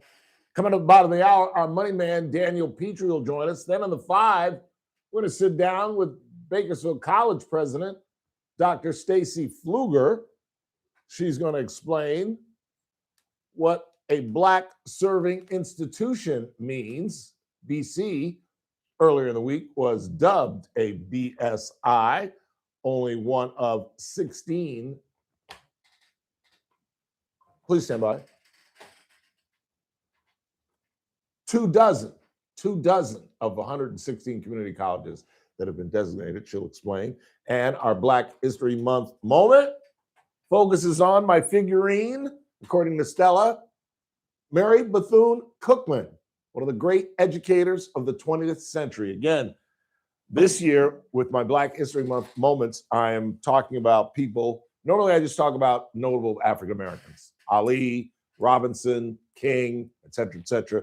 This year, I'm focusing on African Americans y'all ain't never heard of in your life. And I doubt maybe some of the educators out there have heard of Mary Bethune-Cookman, but I'm assuming most of you have not. In the meantime, it is a Thursday.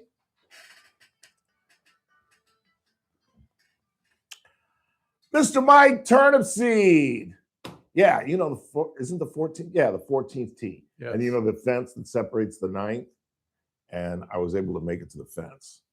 But can you imagine if I was telling Chris, can you imagine if I'd been in the middle of the fairway or on a green?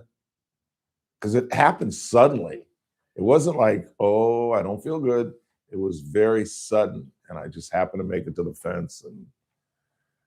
And I just kept thinking as I was driving, because I left, obviously. I went home and I was driving back. Chris walked. I'm driving back to the clubhouse and I was just thinking, I'm never going to be here again. They're going to ban me from this golf course. Yeah, that's toxic waste. Anyway, you got to call out the health department to come in and clean that stuff up. You're screaming. Why are you screaming? Oh, that's a nice shirt. I love blue pinstripe shirts. It's a nice shirt. Turn to the people so they know what I'm talking about. I like that shirt. What's going on? What are we talking about today? Oh, another week in Bakersfield. Can you imagine your mother being snatched out of her home? Is there anything worse? I think it would be, I think at this point, you would rather your mother pass away than the idea that she might be being harmed or she doesn't have her meds and you don't know where she is and living with the unknown. There's nothing worse than the unknown. Nothing in life worse than the unknown. And I can't believe, did you watch when Savannah and her family made the address? I saw that. Oh, I cried like a baby. Cried like a baby. Cry, but I'm a big crybaby. I don't watch Today because usually I'm up and gone. See, I watch it every morning. That's how I wake up every freaking morning, Monday through Friday. I listen to radio while I'm reading the newspapers in the morning online and stuff, but I don't watch them. By 7 o'clock. I'm in the shower, hitting the road, and I'm gone. So I never really watch it. So. Yeah, I wake up with her, and that's what's crazy. The crazy. picture they show of her with her mother, she looks like she's 25 years old. Yeah. And you saw her in the film. I go, how old is that picture you're showing with mom? Yeah, she's 50. I think she's 50 something. But did you know? I didn't know this. I didn't know this because they were saying she tells a great story about her mother, how her mother, when she was going off to college, she didn't want to leave her because the dad died and she didn't want to leave her mother alone. And the mother said, if you don't go, I haven't done my job as a mother, which is a great story. And then I was like, what are you talking about? You went to the University of Arizona. What are you talking about? You had to get on your... Which is in Tucson. Which is where they live. So I'm like, what do you mean you had to go away from home? So then I looked it up and she has a Juris Doctorate from Georgetown. I didn't know she has a law degree. Did you know that? A lot of That's news impressive. people have law degrees. You know, my dad told me that. He said, I don't care if you're being a journalist. You don't have to practice. Just go to law school. And I was like, because lawyers have to think. Yes. They have to be able to analyze. Yes. And they have to be able to build bridges between being here and being there. And how do I get the guilty guy off if you're in that kind of thing? Or how do you do those things? And how do you parse fact from fiction? And yeah, it's a good training school. It really is. It develops critical thinking. Exactly. And so you can look at an issue, you understand X, Y, and Z, and you make decisions accordingly. And in the law, it's how far you can stretch reality or not. Yeah. And it's great attorneys are very talented. They're very detailed. Detailed too. Yeah, I'm not that detailed. I'm kind of all over the place. That's why I was like, I'd never be a good lawyer. Well, and you go to court, it's like going to war. Yeah. You have to have strategy. You have to Yeah. have a game plan, and you have to be able to execute that game plan. So And you have to have a great memory, because you have to remember cases, and you got to be able to say, okay, this situation, I know, Mayberry versus Madison. Let me go look that up. You got to be no, you don't know. This THC drowned brain doesn't have that kind of recall. So, oh well. Yeah. So what's going on in the city? The city, well, Councilperson Parr. Let's start again. Mike, turn and Carr, see. Take yes. two. You got, Carr is Core is running for Senate. I think so. You broke the story. I've been pumping you up all week. I said we had this long before everybody. Mike came in here last Thursday and told us that. Well, I read it somewhere Thursday morning, so that was. Well, don't give up your source. I read lots of sources. Yeah. Where'd you see not it? Local. Where'd you see it? Sacramento Bee? Probably Fresno Bee. Yeah. Because that district goes up there with Hurtado. Yeah. Or some online people that are online. There's a couple really good online news sources in Fresno. Yeah, Fresno started, they want you to pay for their deal, so I got off that. Well, everybody has paywalls. Yeah. I spend a lot of money on subscriptions because you really need to see us. Fresno's the big brother, and what are they doing? What are they doing in Sacramento? But every morning I go through my ritual. I get up about 5 o'clock and spend 2 hours just going through different sources, clipping services, just different things there to read every morning. And that's kind of how I know. Ask the city councilor or board of soups. I send them a lot of stuff, I'm sure you do. and saying, look at this. Yeah. Just like this morning on the Sacramento Bee, they're talking about the Sacramento Unified, which is the whole town, one giant school district, and they're in real financial trouble. The superintendent just walked off the job. Yeah. I don't think we don't care about that, Mike. No, but the idea is the relevancy here. Well, the thing here for Kern County is Kern County Superintendent of Schools with their FICMAT division is taking in, they are like receivers when districts get in trouble. Yeah. And it's housed here in Bakersfield. You think of all the places, why is it in Bakersfield? But it's something that Kern County Superintendent of Schools have done for a couple decades now. Okay, let's get back to Core. I don't think she can beat Hurtado.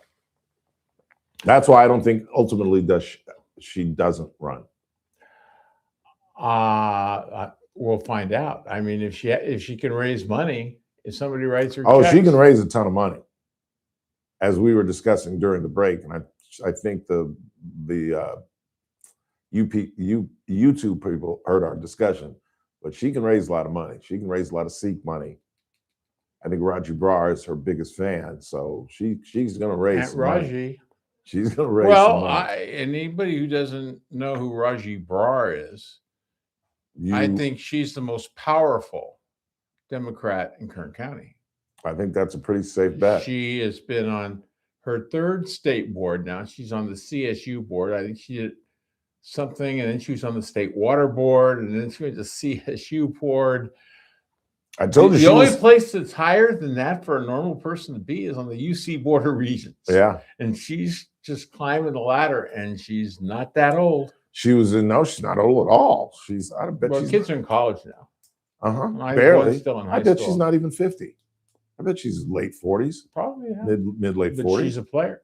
Oh, she's a huge player. I told you she was in D.C. when I was in Washington. We were supposed to hook up one night and have a cocktail, and she said, I'm meeting with some congressmen, Ralph. I said, excuse me, Madam Brar. Yeah, she is rolling. She is rolling. She's smart. Yep. She's used to be a regular on the Ralph Bailey show. Used to come on every Wednesday, I think. For a week or two. Nah, she did it for about 4 or 5 months. But you're right. People like that I should never ask. Who are just way too busy. Yeah. Way too busy. You know, you're on my calendar, and I don't do anything on Thursday afternoon. Right. It's got to go to the Ross show. Right. Appreciate it. Unless I'm in Sacramento playing with Harriet. And you mentioned your statue over there. Where's Harriet Tubman? She's too well known. I'm focusing on, oh, just, you mean just having a thing of her? But I don't have no one, I got that as a gift. No one, I don't know if there's a figurine of Harriet Tubman. And you know why, don't you? To be blunt. Why? She was a very attractive woman. Well, I don't know what she looked like. Yeah, she was very dark skinned. Story. Oh, it's an incredible story. She was a civil war hero. She was a scout for the North. For the Underground Railroad. Underground Railroad. She not only did that, but she was a scout for the North. She was a spy for the North. Yeah. Her bio is interesting.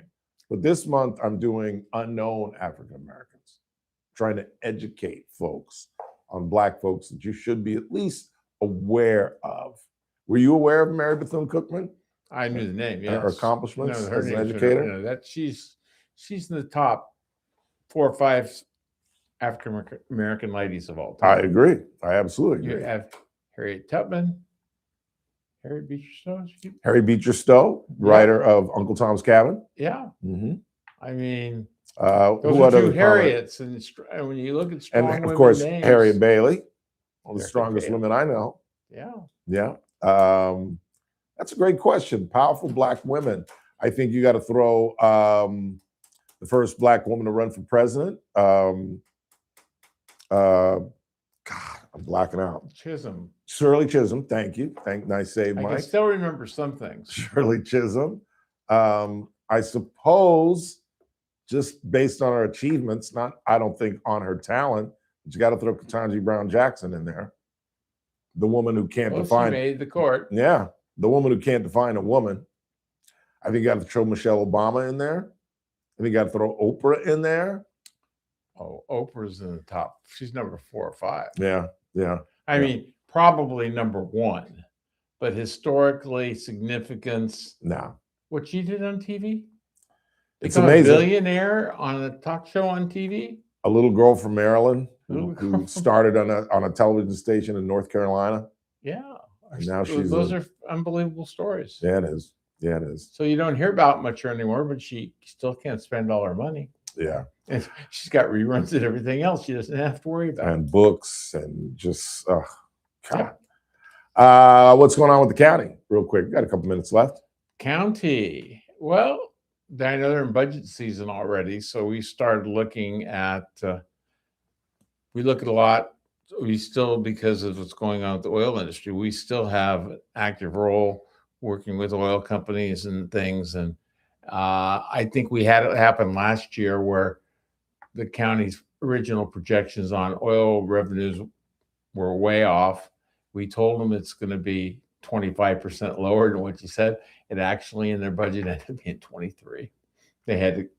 We sat down with them, we talked to them, we showed them the reason why. And because it's better to catch your problems up front instead of waiting to June 30th to figure out actually July 1 is when the roll comes out. Your budget's already done. Yeah.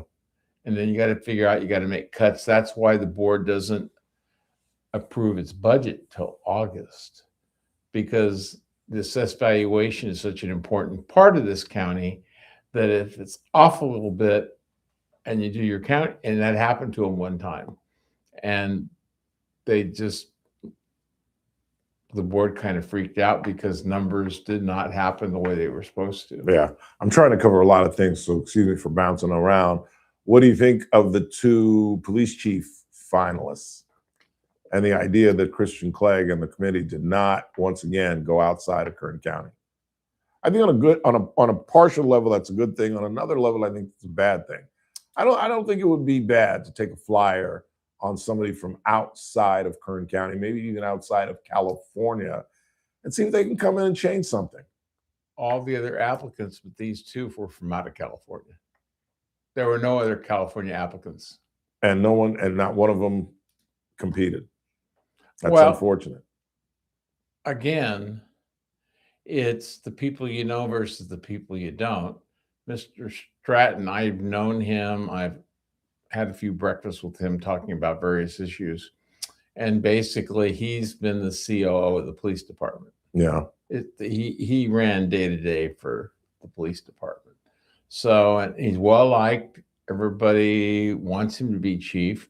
But then this other gentleman, I can't think of his name, he's up there with Stratton. There's the two and people under the chief.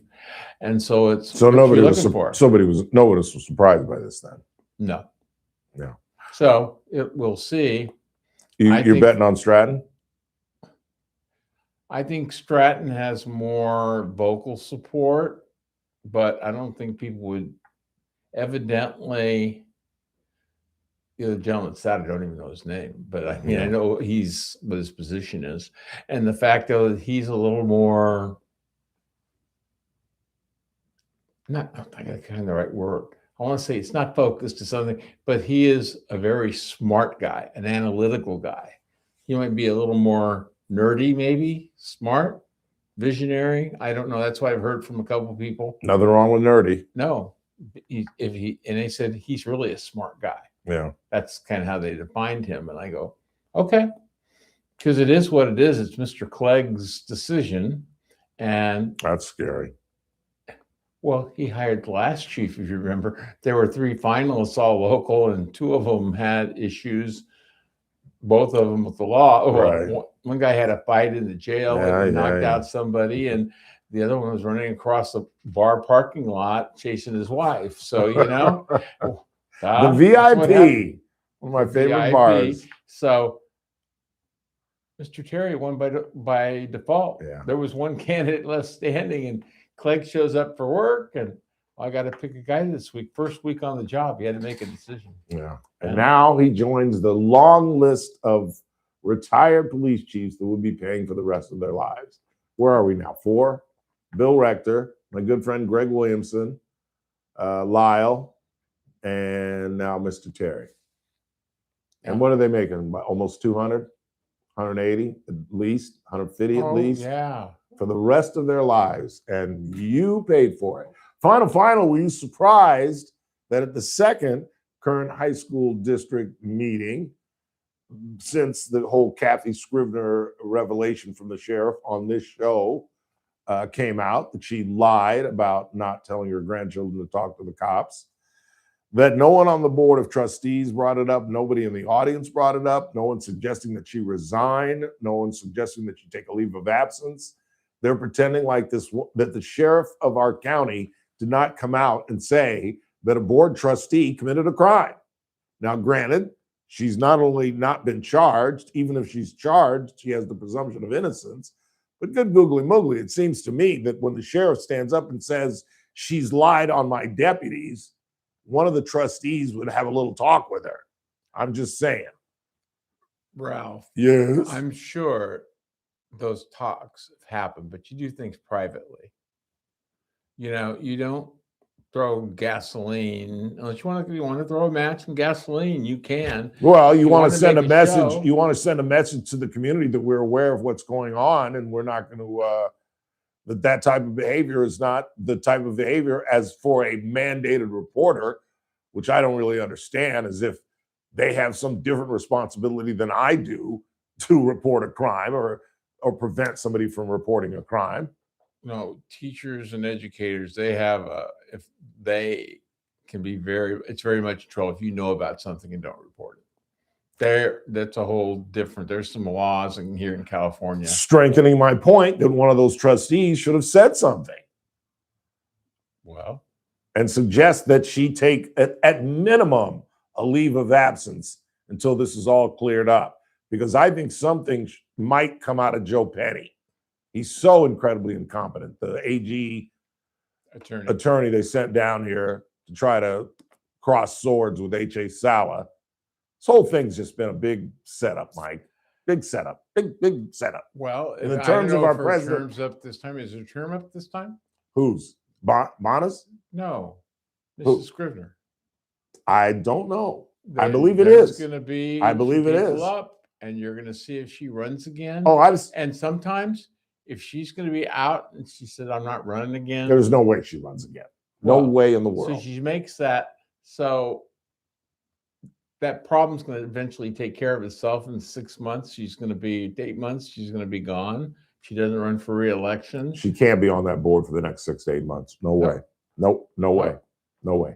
Always good to see you, sir. Appreciate it. Mike Turnip, see everybody. We'll have no time when we get back, but we'll head into the back half of the hour. Bring in our money man, Daniel Petrie. Then at the top of the hour at 5 o'clock, BC President Dr. Stacy Pfluger. Don't go anywhere. So she's at 5 o'clock, huh? Super. Yeah. Is she coming in? She is.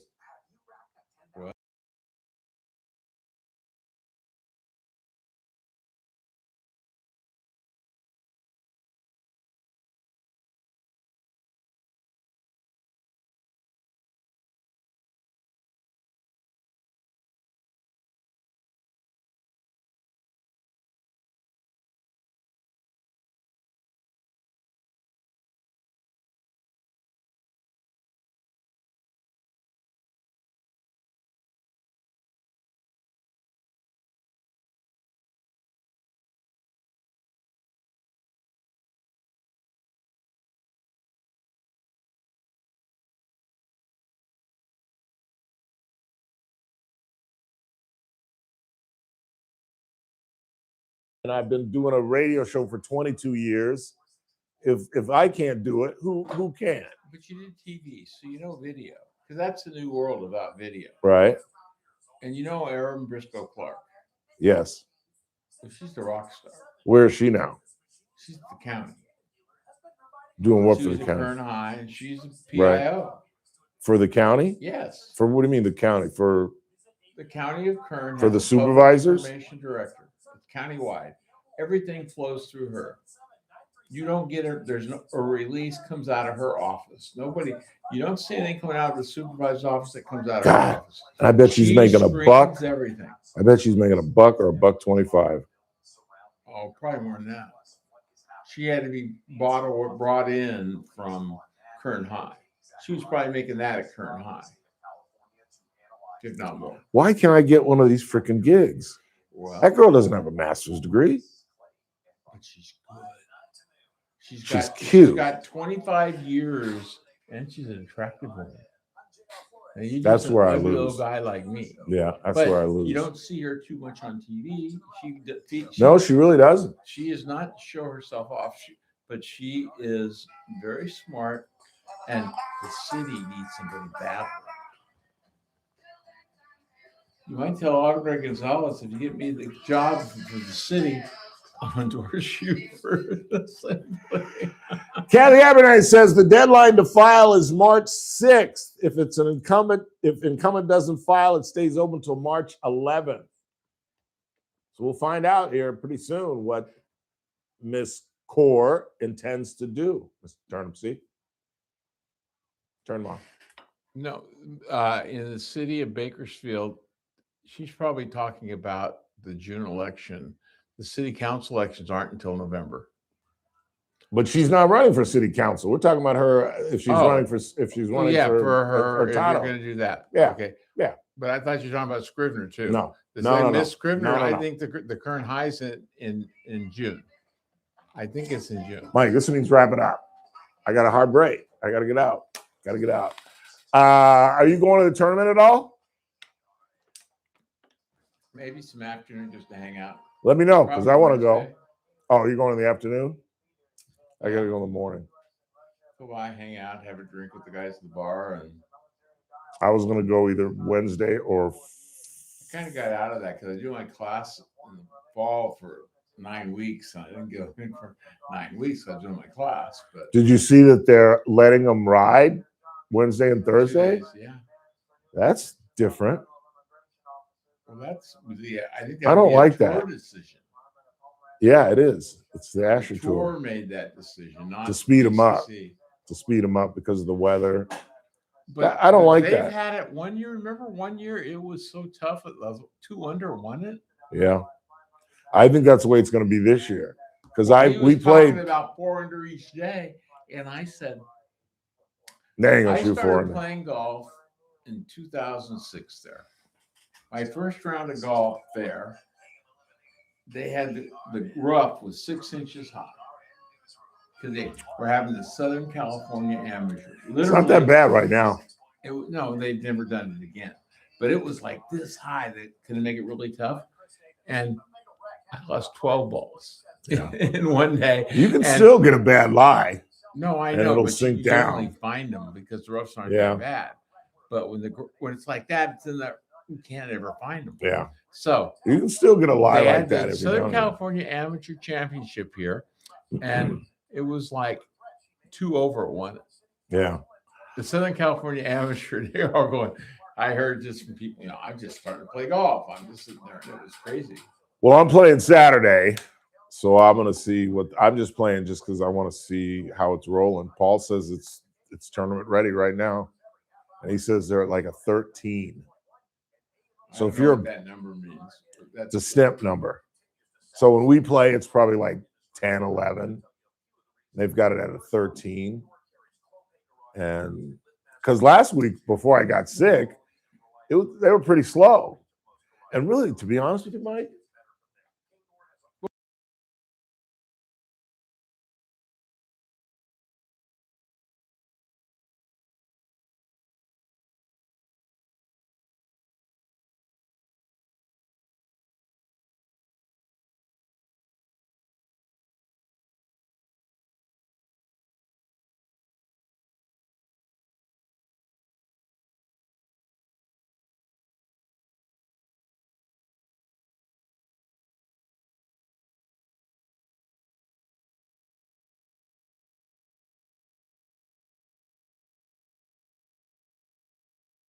the course, but fairways are not green. No. They're brown. No. And they did not spend money on those aprons.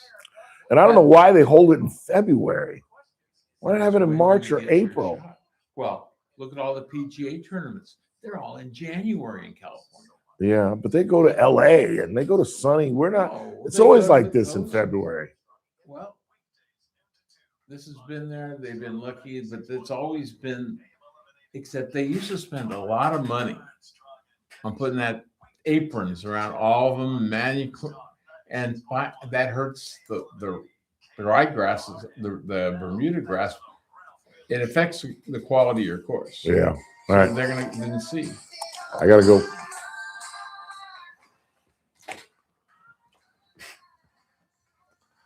It's a Thursday. Time to head to 21st and Oak and bring in our money man, Daniel Petrie. How are you, Mr. P? Not too close, not too close, not too close. He's moving camera. My producer. And he likes to put it right on the edge of my nose. Well, because we had Mr. Turnipseed in the studio, so we had to rig it for a 2-shot, and now it's rigged for a single shot, which is really close. Really How's Mr. close. Turnipseed doing? Doing really well. He just left like literally 30 seconds ago. We're in here chewing the fat during the break. Yeah, I miss a little bit There you coming go. in there and, doing what I did. Then what? I'm sorry. I was paying attention to Chris. What'd you say? No, that's right. I said I miss seeing him and when I used to come in the Yeah. studio there. And Yeah. You guys cross paths in the hallway. yes, sir. What's going on money-wise, Mr. Petrie? Little volatility in the house, isn't it? Most of our attention has not been on the economy. I think most people have been focusing on the Guthrie family and what Savannah Guthrie is going through with her mother. Can you imagine? I just can't even imagine.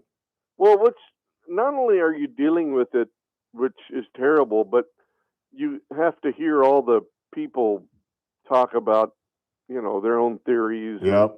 The media spins it here, or if somebody from the family did it, and it's just terrible to hear. And the unknown.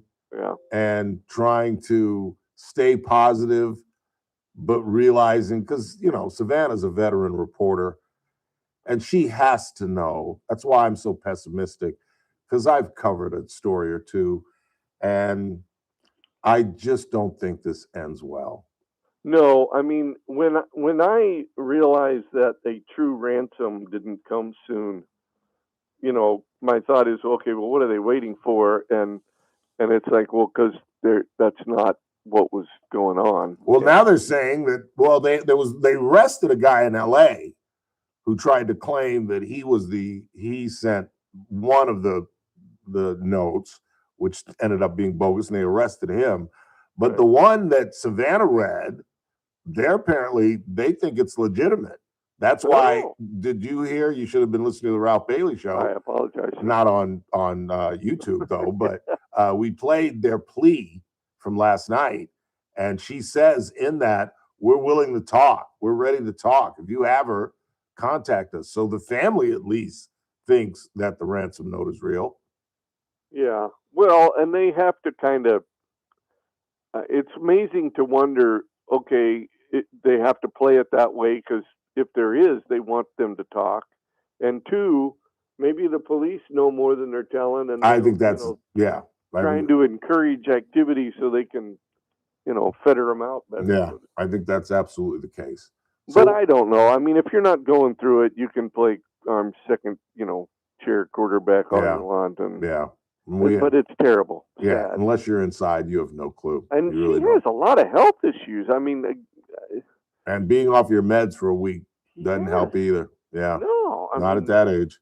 And my thought is maybe they did it as a ransom or a thought, and it didn't go well, and she's, no longer with us, unfortunately. Yeah, I don't think this ends well at all. Gold and silver still soaring. Well, one would hope. Yeah, no kidding. They've been doing good, but not this week.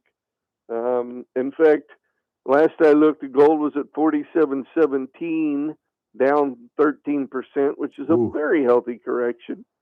And silver, the wild card that it is in the 60s last I looked. Wow.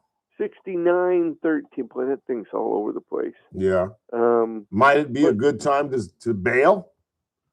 I actually am still constructive on these. Yeah. So if one has a longer term time frame and still has money to buy, then it's a nice buying opportunity. But if you bought silver at 100 and was just ecstatic that it was at 120, you're sweating bullets down here at $70. Yeah. And maybe middles bull markets have a way of evolving and taking as few people along for the ride as they can. Right. And so silver is doing just that.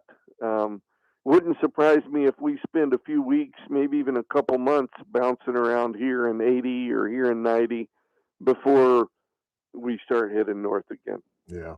But I do expect higher prices. Okay. So just hang with it then, huh? That would be my scenario. Don't And panic. usually, if you're a holder of gold and silver, you're doing it as a percentage or insurance in your portfolio. So, a 10% move in a 10% position in your portfolio doesn't hurt you too bad. Yeah, I was just going to say, that's not too bad. Yeah. That's not too bad. Or, or a 20% move in a 20% position. Everybody's different. It depends on how much exposure you have and how much risk tolerance. And the mining companies, although they're down, have held up fairly well for the volatility in the middle. Yeah. Which is kind of the opposite of what was doing a year or two ago. Okay. All right. So that's the molasses. Now give us the sulfur. What's going on with the deficit? Yeah. That's the same, sir. I Yeah. mean, we went, another 29 billion. Yeah, the same. You're right in there. I mean, it varies by. It's amazing that 100 million is a variance, but no kidding. That's what I'm talking about. Like, $100 million. Like you and I dropping a 20 on the sidewalk. No. Oh man, I'm bummed it happened, but we will survive. $100 million swings. Millions, billions, trillions. This doesn't end well for us. No. And when I just saw time comes, it's going to be fascinating, but I don't understand why it's not a bigger. I mean, this should be kitchen table talk every night. Politicians should be debating on how do we fix this, and we bring it up to get elected, and then we ignore it. Yeah. I saw when they opened up the government on Monday or Tuesday, I guess it was Tuesday, Trump signed a $1.27 trillion funding package. $1.27 trillion. Do these guys ever think of cutting spending? Ever? They talk about Is it. it just oh, we'll just raise taxes? Just raise taxes. Yeah, well, we won't raise taxes, but that's what Democrats, raise taxes to fix it, and yet then they spend more. Republicans, you could argue, are worse in that we'll cut taxes, but we spend as well. So yeah, I don't know. The argument from the Republicans, which is somewhat agreeable, is, well, if the economy grows, we get more in tax revenue, even if we cut taxes. And if we do that and cut spending, but when we bicker with the Democrats on how to do it, we make an agreement, and although spending may slow, we never really cut. Yeah. And while they opened the government, they opened it with a continuing resolution. And this one is only 2 weeks long. So essentially, we're a week and a half away from another government stare down, shutdown, stare down. It's crazy. Well, and it's become political theater now instead of doing what's right. Well, it always has been. It always has been. This game of chicken. Who's going to blink first? And I don't be blamed. I don't see, and I really think they're going to sneak in an amendment on this bill that we're going to get voter ID. I really do. And this may sound crazy, this might sound insane, but you know who I think instigated this whole discussion? Who? Nicki Minaj. Nicki Minaj is on every Democrat's lips because they can't stand her now because she's so into Trump. She was at the Kennedy Center with Trump. She was at the White House with Trump. And then she tweeted something crazy about how ridiculous it is to not have voter ID. And now that's been the big discussion. They've stuck it in this new continuing resolution that they're going to have to sign. And even CNN put out numbers where 95% of Republicans think we should have voter ID, 71% of Democrats, 7 out of 10 Democrats. Yeah. Has there ever been a time where we agree on something like that? Like, not in these numbers. No. Not when both sides are over 70% in agreement bipartisanly. No, I've never seen it. Push it and make the Democrats vote that down, and then hammer them with it in the midterms. If you don't have an identification, you shouldn't be a part of society. Period. Well, yeah. You should not be able to do anything in this country because you can't fly, you can't drive, you can't buy alcohol, you can't rent a car, you can't. There's nothing you can do without an ID. You can't get a job. Yeah. You can't get a job without a social security number, let alone an ID. You can't do direct deposit on your payroll. You can't get a bank. You can't get a bank account. Yeah. Direct deposit. You can't get a bank account without an ID. Yeah. It's crazy, crazy. And then for them to put it on us, black folks and other poor people, is insane. All those poor black people can't get an ID. Give me a break. It absolutely is. Yeah. It absolutely is. And it mostly comes from blacks. I heard Sonny Austin say that on The View. Oh. Their ignorant ass. God, it just infuriates me. Really does. Really does. Welcome to our side of the aisle there, Bailey. I know you've been here with us a long time, but I think we're gonna get this legislation through. I really do. That'd be nice. Yeah, I'd love to see, because everybody is gearing up for the midterms. And if we can use this and get Democrats to say no on voter ID, that helps us in the midterms big time. Well, yeah, and look, 9 months is an eternity in politics. Yes, it is. Yes, it is. So, we got a phone call for you, Daniel. Who you got, Chris? Chris Orr is on the line. Chris Orr has a question for you. Chris, you're on with Daniel Petrie. Hey, gentlemen. Hey, Daniel. Hello, Chris. Hey, number one, I rolled over a hospital-based retirement account with you a year ago, and I cannot complain. You've done an unbelievable job. Well, thank you. I appreciate that. I always get some goosebumps when I hear those things, and thank you very much. Yeah, but my question to you is, I'm assuming you do, but what's involved if I want to come see you and bring all my info from my current hospital retirement stuff to have you get a glance? I'm probably looking at retirement in about 6 years, 7 years. Can you do that and go through what I have and then kind of help me formulate? Absolutely. Just you just give us a call, set up an appointment, and bring the statements, and we can go over the numbers. Yeah, I'll just log in. I'll log in with me to my account. That's fine. Everything. Okay. All right. Well, I will do that then. Thank you so much, and I really appreciate how you've handled my money. I appreciate it. Thank you very much, Chris. Have a good evening. All right. You too. Okay. Hey. Bye-bye. A great way to end the segment. Yeah. A ringing endorsement of Messmaker and Petrie Wealth Advisors, and in particular, Mr. Daniel Petrie. Oh, very nice. Every client I've turned on to you speaks glowingly. I know Lisa is dancing through the streets of our parking lot. I need to do more advertising, huh? Absolutely. Always. Always. But I'll let the performance speak for itself. But yeah, I mean, to be honest, I kind of get embarrassed tooting my own horn. It's just kind of outside my nature. I hear you. That's if why clients do it for me, that's awesome. you're doggone Skippy. Yeah. And you got me too. Yes. You got me Ralph, too. You're biggest cheerleader. That's right. Hang on. Hang on. But that sounds terrible. We've lost our producer. Uh-oh. He's letting Dr. Pfluger in. Oh, doctor, who's that? The president of Bakersfield College is going to join us at the top of the hour. What are you going to talk about? We're going to talk about the Black Serving Institution. They were designated a Black Serving Institution, and she'll explain what that means. So you might want to tune in. Yeah, BC doesn't get enough. BC is awesome for our community. Yes, it is. Yes, it is. Now I can let you go, sir. Have a great weekend. Okay. We'll talk to you next Thursday. All right, be well, Ralph. Thank you. You as well. Thank you, All sir. right. Daniel Petrie, quick time out. We'll check the board, see what you were talking about.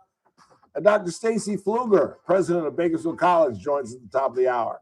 You're listening to The Ralph Bailey Show on Newstalk 96.1 and AM 1180 KRN.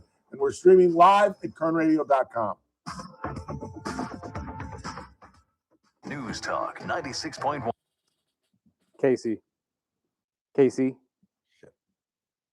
And my bad, some lady was literally blowing up our door, and I was like, what the hell? Was it her, Dr. Pfluger? No, that's why I thought it was. That's why I was like, oh, I better go let her in. It wasn't even her? No, it was some lady trying to pick up her tickets. But she kept like ringing the doorbell. I was like, oh, yeah, because, just holding your freaking hand down on the doorbell is going to help.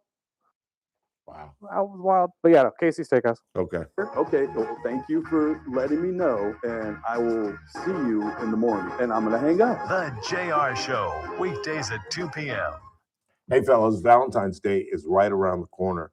And if you expect to go to one of the most romantic restaurants, not only did Casey Steakhouse win Best Steakhouse, because that's, of course they did, but they also, I don't know what the category is called, but it was something like Best Ambiance, because it's old school, old red leather chairs. Cassie likes to bring the lights down a little bit. You've got live music. You can shake your booty with your wife. And I'm telling you, fellas, dancing big with women, particularly on Valentine's Day. And I'm not just talking about the slow ones. Get out there and shake your booty. Jimmy and Bobby will be providing live music in the main restaurant. And if it's too packed and you can't get a reservation on Valentine's Day, think about having dinner in the Stockyard right next door, Cassie's Speakeasy-like bar, where you can have dinner, enjoy some of their craft cocktails. And Lorna is in there providing live music as well. Where would you rather be on Valentine's Day than on F Street in the incredible hands of Cassie Biddle's incredible staff at Casey Steakhouse, longtime sponsors of The Ralph Bailey Show. We heard the big game was this weekend, and that's right. The Condors are home Friday night for $3 Beer Friday, and it is the biggest game of the weekend. Enjoy $3 Michelob Ultra and Mango Cart cans from doors open through the start of the second period. The Condors and Ontario Reign will battle for the top of the Pacific Division. Presented by Grapevine, MSP, and 23 ABC. Doors open at 6. The puck drops at 7. Fun starts at just $15 at CondorsTown.com or by calling 324-PUCK. This is Condors Town. All Americans should do what they can to prepare for the future. Donald Trump Jr. here with an important message. More and more Americans are looking for ways to diversify their hard-earned money, and gold is the perfect solution. For example, a gold IRA from my trusted friends at the Birch Gold Group lets you diversify your IRA or 401k into physical gold with zero taxes and zero penalties. You stay in control with a tangible asset that's held value for thousands of years. And right now, Birch Gold is offering a free info kit to help you understand how it works. Just text the word SECURE, SECURE, to 989898. There's no pressure, no obligation, just the facts. You can't predict the future, but you can be prepared, but only if you educate yourself. So take that first step right now. Text SECURE to the number 989898 today. That's SECURE to 989898. The Clay Travis and Buck Sexton Show, live 9 to noon. Now, back to the Ralph Bailey Show on News Talk 96.1 and AM 1180 KERN. Coming up in the 5 o'clock hour, Dr. Stacy Pfluger, president of Bakersfield College, is going to join us. We'll talk about what exactly is a Black serving institution. And our Black History Month moment focuses on Mary Bethune-Cookman, one of the great Black educators of the 20th century. She combined with Cookman College. It's now one of the great historically Black colleges, Mary Bethune-Cookman College down in Florida. I'll tell you about her life and times and her contributions to the United States. And we'll wrap up the show eavesdropping on Derek and David. They have a very successful podcast, and they are predicting who the next head coach for the Raiders will be. Who do you think? I won't tell you until we get there, but who do you think they picked? You do know you guys already signed a coach, right? Clint Kubiak, the offensive coordinator for Seattle. I thought they couldn't sign him until after the Super Bowl. Yeah, but it's already set in stone. He's your next head coach. They already announced that. Are you sure? 110%, yeah. Well, that's good news, but I thought you couldn't. I thought that was tampering. No. Again, you can interview them, but you can't fully hire them until they're out of the playoffs. Well, then how is he signed? There are parts of the week that they allow interviews to happen. They just can't happen in person. But the Raiders have enough where they believe Kubiak is their guy, so it's going to be Clint. So they signed him. They've announced it. They've announced that he is the next head coach. I don't know if he's actually put pen to paper yet, because again, like you just said, you can't do that until after he's out of the playoffs. But they have announced that Clint Kubiak will be the next head coach. Okay, well that ruins my segment. They did predict that though, like a week or two before they actually made the announcement. So I like it. Good guess, but I like it. It's the first time we've had an offensive coordinator since Josh, and he was awful. He's a great offensive coordinator. He went back to New England where he's had some great success. Obviously, he's in the Super Bowl again, and he was the mentor to Tom Brady, but he was a horrendous head coach. But that's the first offensive coach we've had. I mean, we haven't been to the playoffs since Jack Squirek. Remember him when Derek was in his youth and was running and jumping over people and whatnot? And then we went all defensive guys. And let's face it, the NFL it's all about offense. You know, you know what I watched the other night? I don't know why. Well, I do know why, because I just finished watching the rise for the 49ers. And somehow on Reels, they had the entire 81 game Bengals Niners on. And I watched like the first quarter, and I'm like, what am I doing? And I fast forwarded to the fourth quarter, which I forgot the 81. I was a freshman. I was a sophomore in college in 81. And that was a competitive game. They damn near lost that. I think they won 26-21.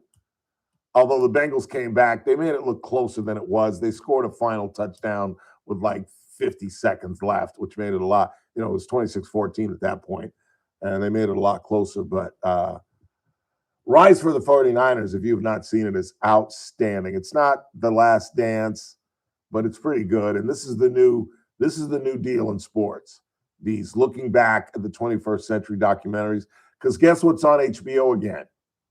The Winning Dynasty. Oh. The Laker. It's not a documentary. I guess you'd call it a docudrama. Yeah. Where they use real people, real events. But the guys in Hollywood and Culver City get to dap it up. And it's kind of good because it is fairly accurate, but it's not totally accurate. And they use some characters, some real people, and make cartoons out of them. They made a cartoon out of Jerry West, who's one of the most genteel, decent, fair human beings you ever want to meet. And they make him out to be a raving lunatic who gets off. And he did have a little bit of a temper, and he did have a problem watching the Lakers. Like he'd watch the first half, and then he'd go into the Forum Club and watch it on television by himself because he couldn't handle it. He didn't understand how to control. That's why he was a horrible coach, because he couldn't, as a great player, he couldn't.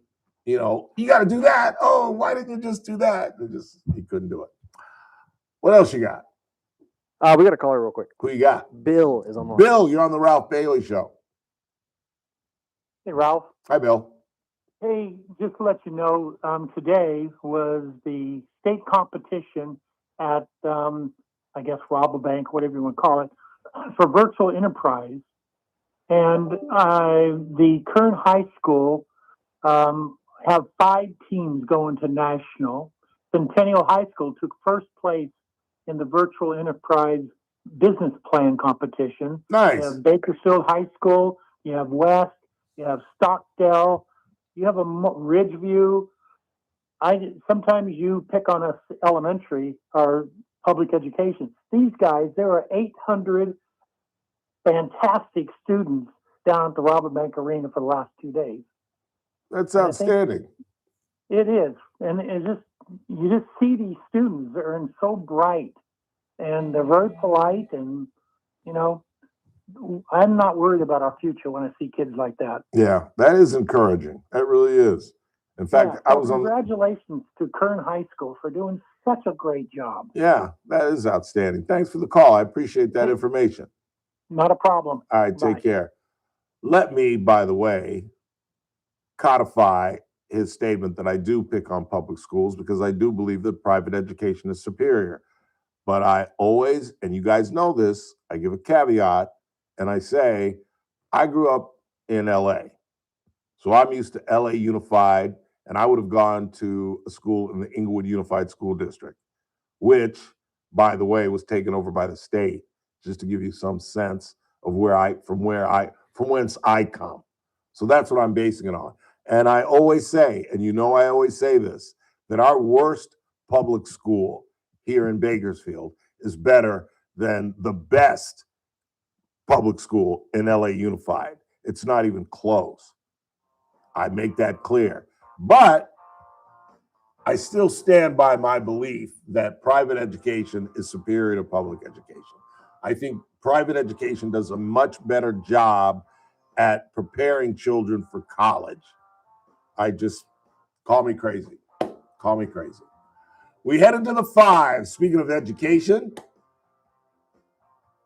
Bakersfield College is only one of a dozen of the 116 community colleges in the state to be designated a Black Serving Institute. Their president, Dr. Stacy Pfluger, will explain. Don't go anywhere.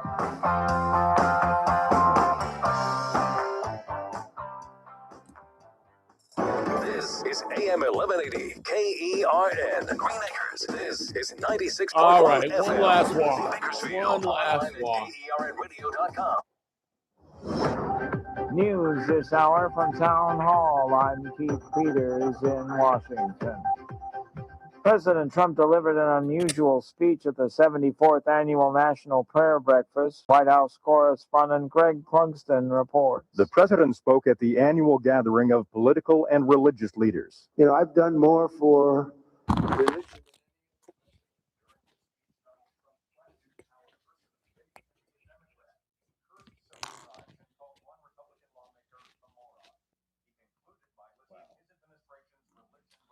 Can confirm.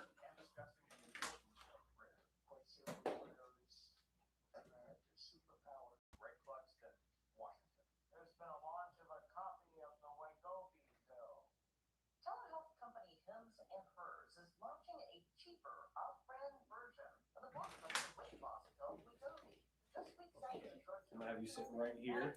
He'll be right back. He's just taking a quick lap around the place. And we'll get started here in about 4 minutes. All right, thank you.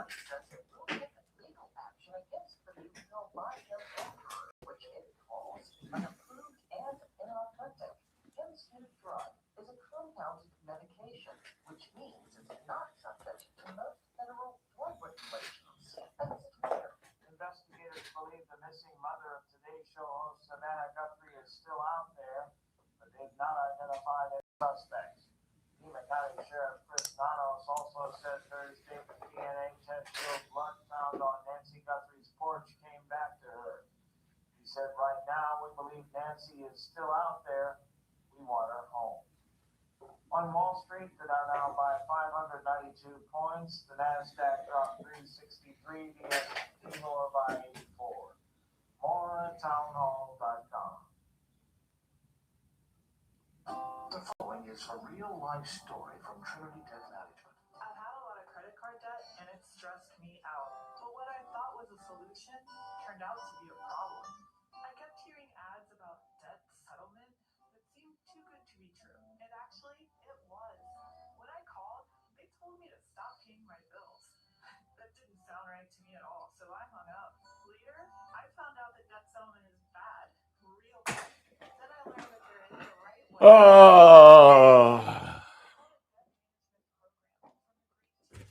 Hello, Dr. Pfluger. Hello, good to see you Good to again. see you. Thanks for coming in. Anytime. Is that your hot rod out there? Yeah. I do not see you in that car. Surprise. That is a nice car. I enjoy it. You ever give it a little gas? Every once in a while, you have to. Yeah.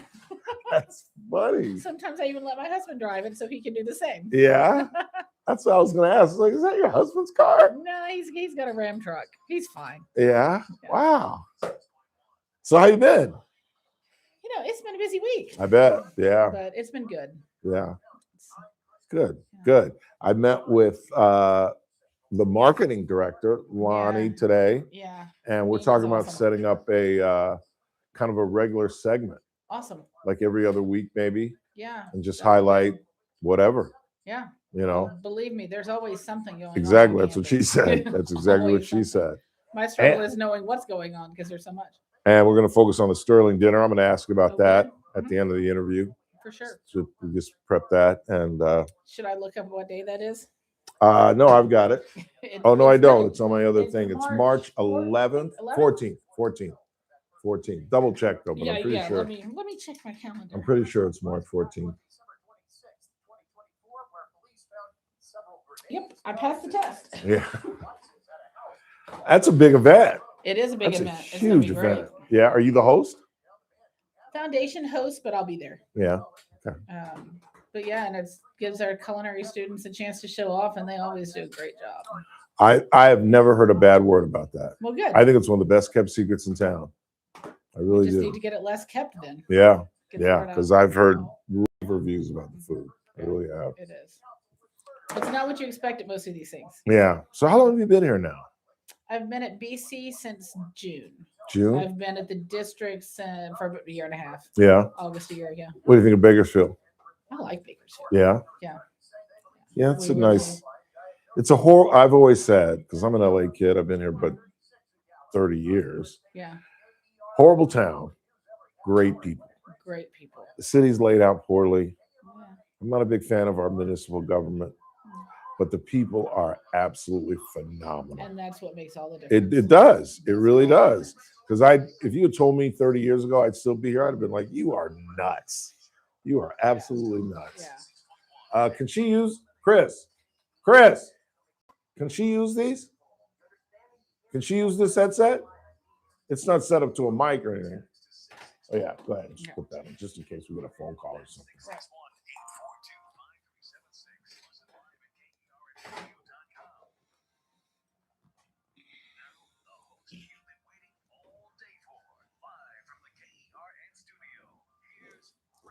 Final hour of the broadcast on this Thursday, 5th day of February. Still lots to do in the final hour. Coming up, we'll talk about Black History Month. And again, our focus on Black History Month today, Mary Bethune-Cookman, one of the great Black educators of the 20th century. For those viewing on YouTube, you can see my personal gift that was given to me. I treasure this thing. And of course, she went on to establish Bethune-Cookman College, joining her all-female school with an all-male school. And now it's considered one of the finest HBCUs in America down in Florida way. And Chris has blown my final segment. Apparently, the Raiders have already signed Clint Kubiak, but we'll still play the audio from our two local boys, David and Derek Carr, making their predictions and telling Raider fans what exactly Clint Kubiak is going to bring to the Raiders once we get Fernando Mendoza in the first round and see what's going to look like in 2026. The Carr brothers, very excited, so that kind of excites me as well. In the meantime, as those of you who are viewing on YouTube can see, the president of Bakersfield College has joined us once again live in studio, Dr. Stacy Pfluger. Dr. Pfluger, thanks for coming in. It's my pleasure. So tell us explain exactly what a Black serving institution is. You guys were dubbed that earlier in the week. It's my understanding only a 24 of the 116 community colleges have such a designation. Yes, we're one of 25 and honored to be so. So it's a designation in California to recognize colleges that are serving at least 10% of the student population are Black or African American or over 1,500. So you can get it by sheer numbers or by the percentage.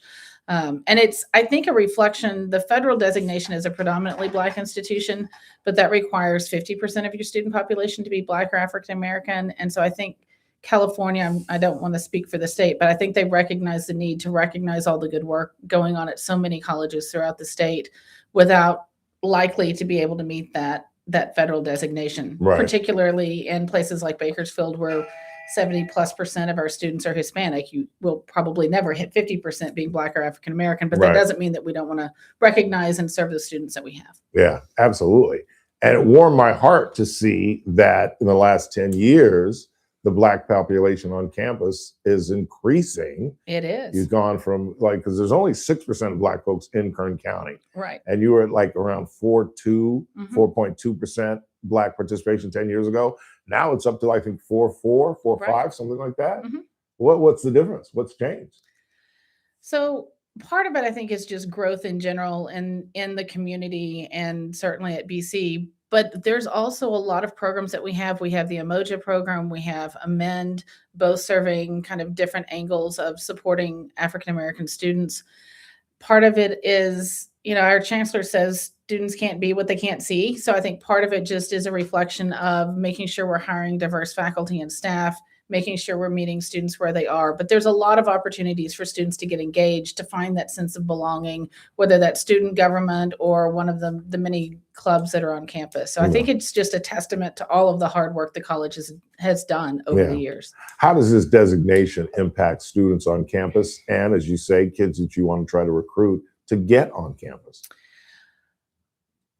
What I hope we're seeing is that students who might have thought it wasn't a place for them can recognize themselves in the student population a little bit more. To me, this designation is less about saying, gee, we've hit some predetermined mark, and more about recognizing the significant population of Black and African American students that we have on campus, But I also see it as basically a call to action. We know they're there. We know they're increasing. So what else can we do to continue to serve that population and really all of our diverse student populations? I think the danger of anything like this is thinking that we've somehow magically arrived at something when really we've crossed maybe the beginning point, but we need to still continue to do and build on the work that we've been doing these past years. Yes. And I have been outspoken about the fact that African Americans are one of the few groups that clearly has not grasped what I like to refer to as the magic bullet. It's the magic bullet. If you saw the high school that my father went to in Beaufort, South Carolina, you would say there's no way that man became a scientist. There's just no way in the world. But it's the magic bullet. It does not matter. And it lifts all boats. And I think we're finally beginning to grasp that. I sincerely hope so. I mean, I choose to work in higher education because I believe education changes lives in ways that few other things can. It opened doors. It's one of those things that nobody can take away from you. So you get out of it to some extent what you put into it, but learning is important. Getting the credentials are important. It puts you on a path to sometimes being the first in your family to be able to get some of the jobs out there to make a living wage. And that's important. Yeah. Yeah. It was good to see. I saw folks, because obviously everybody on the BC campus is going to be in favor of this and speak highly of it. But it was great to see Jessica Grimes, who's involved with the California Employment Training Panel, talk glowingly about this. I saw my good friend Tommy Tunson, who was a part of the faculty up there, talk glowingly about it. A lot of folks locally, a lot of Black folks locally, very excited about this designation. For sure. I was thrilled with the turnout that we had on Monday and the support for the announcement because it is important. And I think it's a reflection not just of the college, but of the community, because that's what community colleges are. We serve the people in our communities, and not just here in Bakersfield, but Arvin and Delano and outlying areas as well. But it was great to see that much really positive support from the community. Yeah. I'm so thankful that they turned out in the numbers they did. It was really great. Absolutely. Dr. Stacy Pfluger is our guest. You've got an important dinner coming up next month. The foundation's putting on. Tell us all about it. Yes, the Bakersfield College Foundation hosts their annual gala, the Sterling Silver event, every year. This year it's on March 14th. It's a great opportunity to come out, support the college. Our culinary students actually provide the meal. They do the cooking that evening, so you get to support the students in a different way just by eating some really excellent food. I went last year. It was awesome. Best kept secret in town is this culinary deal going on in BC. I have never heard anyone not glow about it, literally. Yes, it is truly fine dining. They do an excellent job. Yeah. And tell us more about the dinner. What goes on? What awards are presented and such? Who's recognized? So the foundation recognizes different individuals. This time, I think there's an individual who's getting essentially a service award, but then we also recognize some of the donors that have supported Bakersfield College in the past. And so we've got some awards going out on that level as well. But it's just a great opportunity to see a lot of people that have put their time and effort and frankly dollars toward Bakersfield College, and all of that comes together really, really well. Yeah, my friend Corny Rodriguez is exactly. I was excited to see that he's being recognized. He is. Yeah. Anything you want to add before I let you go about what's going on? I know it's been a busy week for you. It's a busy semester just getting underway. I was on campus this morning, and it's just, there's nothing like being on a college campus. There really isn't. Looking around and seeing all these dreams being fulfilled, all these young people going to class at 8:30, 9 o'clock in the morning, and just knowing that they're fulfilling their dreams. It's really exciting. It is. And we've got a lot of events planned this month in celebration of Black History Month. There's always something going on at Bakersfield College. So I would just encourage people to, check the website for the calendar. There's events in the daytime, there's events in the evening, there's something out there that may be of interest. And I would certainly invite the community to come out and celebrate with us. Yeah. Let me leave you with this. You've got the pantry open out in Arvin. Tell them about that. So we've expanded our Renegade Nexus Pantry for students and employees as well, anyone who has need and is affiliated with the college. Now it's open in Arvin. It's actually open at BC Southwest as well, though we haven't done the official ribbon cutting yet. We'll get that scheduled. But that puts it at all of our locations. So students, whether they're in Delano, Arvin, Southwest, or the main campus, have access to the pantry. It's just recognizing that our students juggle a lot, and there's a lot of need in the community, and we're trying to meet students where they are and support them and help them get to where they can reach their goals. And I lied. I'll leave you with this. Okay. I know you're not part of KCCD, but Well, we are. Yeah, well, technically, yes. I'm sorry. But Saracoso is expanding out in Taft. Tell us about that. They're expanding into Tehachapi. Tehachapi, I'm sorry. I'm Right. sorry. I don't think Taft College would appreciate you saying that. I apologize. No worries. They've actually had a I presence. can't believe I said that. That's okay. They've had a presence in Tehachapi for several years. They've been leasing a facility from the school district there, but they do own property now. They're getting ready to move some buildings out there and set up a more permanent location in Tehachapi. And I think from my perspective, I think it's a great way to serve the community. I think it's got a lot of growth potential out there as well. Absolutely. So yeah, lots of exciting things going on. Oh, always.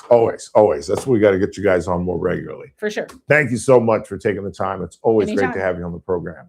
Thanks. Dr. Stacy Pfluger, everybody, PC president. Quick time out. When we come back, we'll get into our Black History Month moment. Speak of the devil. And again, I love doing this.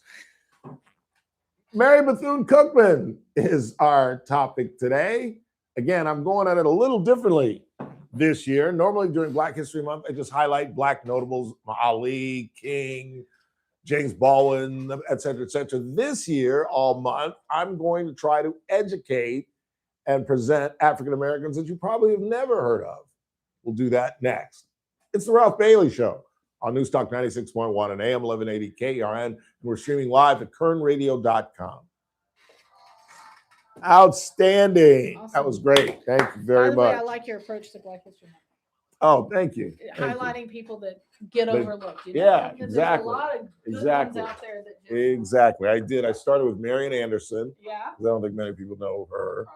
And who did I do? Oh, I did Benjamin Elijah Mays, longtime Morehouse president and the mentor to Dr. King. And so I thought, yeah, that'd be better than doing Muhammad Ali or that's what I was doing every year. It's kind of repetitive at some It does. point, It does. And there's so much history out there that gets overlooked. How tall are you?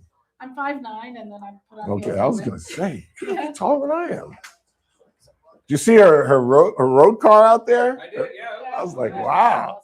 Thank you. It was Thank a you. pleasure. Always good to see you. Thank you so much.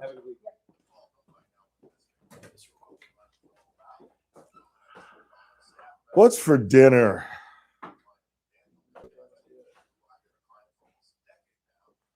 I might do a pollo loco. I might do although I'm not supposed to do rice. I'm trying to get my A1C down and not do any carbs. Rice is a carb. I haven't had bread, although I do eat the Bonnie's Best bread because it's brown bread. That doesn't have carbs, does it? Brown bread? It does, but it's very little. Yeah, that's what I would think. My roommate eats that for his workouts. Yeah. So it's good for you. That's what I figured.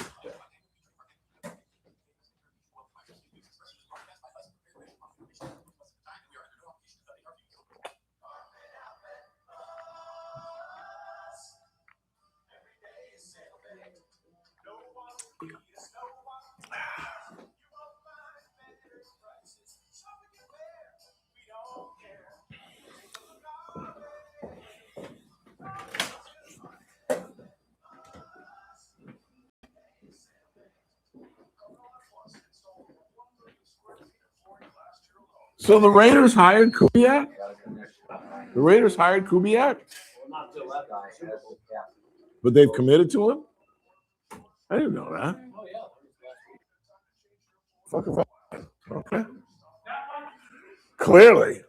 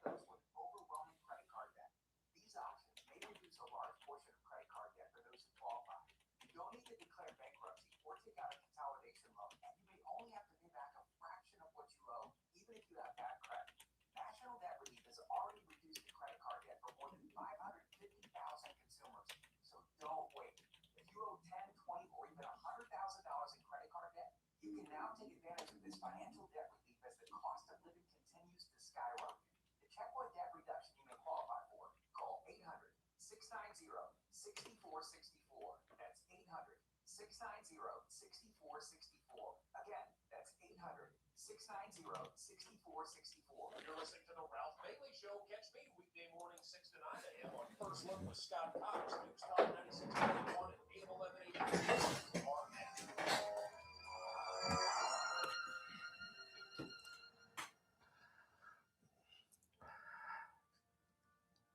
Today,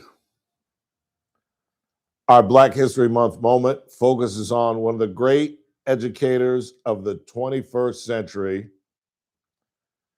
Mary Bethune-Cookman.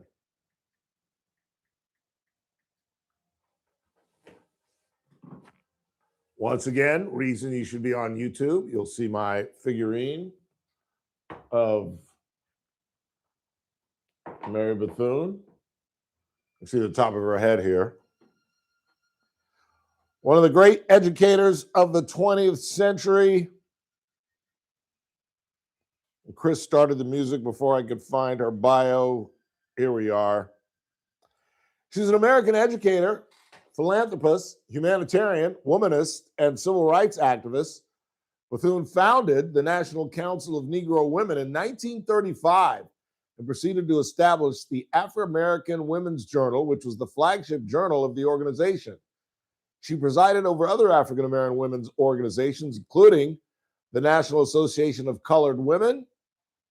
Bethune became the first Black woman to lead a federal agency when she was appointed by Franklin Roosevelt as the secretary to lead the National Youth Association. She started a private school for African-American students, which later became Bethune-Cookman University. She was the only African-American woman to hold an official position with the U.S. delegation that created the United Nations Charter. McLeod also held a leadership position for American Women's Voluntary Services, which was founded by Alice McMorton McLean. Bethune wrote prolifically, publishing in several periodicals from 1924 to 1955.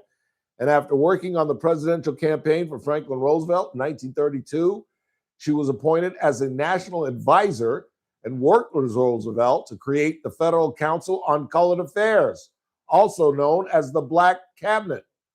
Her honors include the designation of her hometown in Daytona Beach as a National Historic Landmark and a 1974 statue, and this is the replica right here, as the first monument to honor an African American and a woman in a public park in Washington, D.C. On May 18, 1955, Mary McLeod Bethune died of a heart attack. Her death was followed by editorial tributes in African American newspapers across the United States. The Oklahoma City Black Dispatch stated that she was, quote, exhibit number one for all who have faith in America and the democratic process. The Atlanta Daily World said her life was, quote, one of the most dramatic careers ever enacted at any time upon the stage of human activity. Moreover, the Pittsburgh Courier wrote, in any race or nation, she would have been an outstanding personality and made a noteworthy contribution because her chief attribute was her indomitable soul. McLeod Bethune is buried on the campus of Bethune-Cookman University in Daytona Beach, Florida. Mary Bethune McLeod. And my figurine. I thought figurines were kind of tiny. That thing is at least 10 inches, maybe 12 inches long. 842-5376, 842-KERN. Let's check the board. Ralph, Trump is currently suing the DOJ for $250 million and the IRS for $10 billion. Are you proud to have voted for a man who now is filing frivolous lawsuits against his own government? Yes, when that man is going up against Kamala Harris. Yes. Am I happy with Donald Trump all the time? No. I don't think anybody's happy with any candidate or any, unless you're a Democrat and you just carry the company line. I'm honest. I'm willing to talk about the foibles of Donald Trump. But when you compare him to Hillary Clinton or Kamala Harris, in particular Kamala Harris, even the president had decent things to say about Hillary. They asked him in the Oval Office yesterday or the day before, probably yesterday, what he thought of Bill and Hillary going before the Epstein panel. And he said, I think it's crazy, and something to that effect. I'm paraphrasing. And he feels bad for Bill, who he's always liked. And he even said, and he kind of implied, like, not so much for Hillary, but he did say she's a very capable woman. She's a very smart woman. You don't hear him say that very much about many women. And he's right. She doesn't compare to Kamala Harris. Doesn't compare. But so, yes, to answer your question, when he is, with all his foibles, put up against Kamala Harris. Now, if you had nominated Josh Shapiro or no, I don't think I'm a Pritzker guy, but the only Democrat that I respect on the presidential level is Josh Shapiro. If you had nominated him, I would have had a hard decision to make. But Kamala Harris, you can't honestly tell me you thought Kamala Harris would be a good president.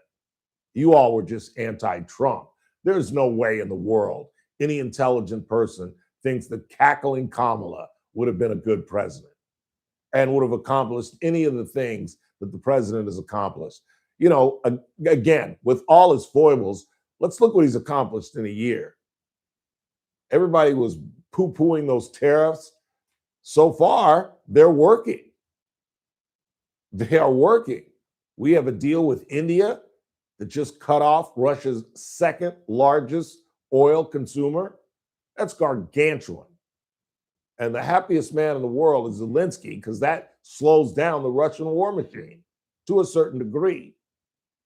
And as Kathy pointed out on Monday, you know, when he says he's solved 8 wars, well, you know, you could argue whether it's 6 or 7, but hell, how many wars did Joe Biden settle? 1, 2? No. And if it were a Democrat and he solved 2 situations like that, it'd be 54-point headlines. But Trump has situated things in, I mean, just getting back to hostages. If it had been a Democrat, they would have had a ticker tape parade down Madison Avenue or whatever the street they use in New York City. He returned the hostages, and those families are eternally grateful for him for that. I just saw an interview on Fox the other night about that. So again, to be redundant, against Kamala Harris, I would have voted for Chris Burdick. What else you got? Trump is always with our law enforcement, except when it's January 6th, when the insurrectionists were fighting for a lie, when more than 140 officers were injured and 4 Capitol Police were killed. Is that how you live your life? You look back and concentrate and talk about something that happened 6 years ago? Is that really how you live your life? Probably not, I'm guessing. But to score political points on a radio show, you'll go back almost a decade. It's the past. Get over it. Can I say that again? Get over yourself. It was 6 years ago. Well, you want to go back to Watergate? Talk about that? No one lives their life like that. Only losers live their life in the rearview mirror. Past is the past. Nothing can change it. It is what it is. We're moving forward. One more, and let's get to the back half of the hour. Ralph, I read the city paid a retired police chief that tossed money to a park structure or a Dolores Huerta. The police and fire department do for the city, or what the park structure or Dolores Huerta done for the city. Well, I'm not happy with the fact that we're going to be paying 4 police chiefs hundreds of thousands of dollars for the rest of their lives. For the rest of their lives. These are men who, almost to a person, I don't think any of them are in their 60s yet. Rector might be knocking on the door. I know Greg Williamson is knocking on the door. In fact, I think Greg is in his 60s. But Greg ain't going anywhere. And even if he did get hit by a bus, the bus would take most of the damage. I don't know if you met Greg Williamson in person, but he's a walking refrigerator. Bill Rector, I think, is in his late 50s. Terry's in his 50s. These guys are all healthy. We'll be paying these guys until 2050.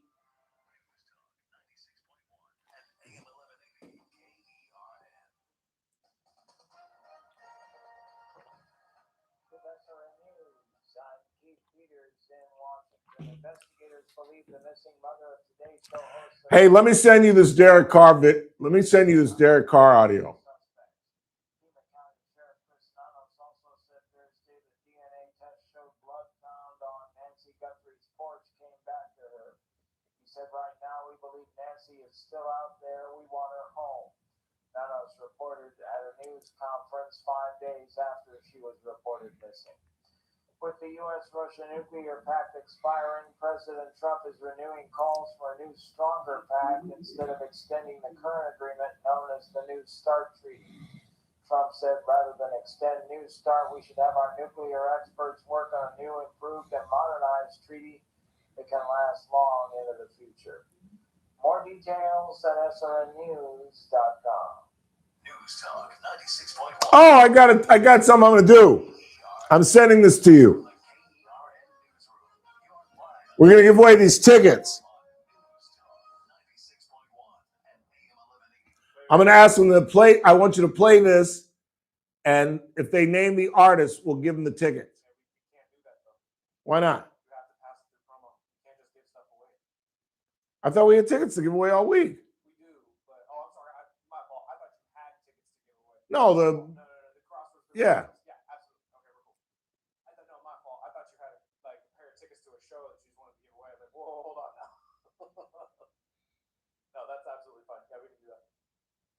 Just the initial guitar thing.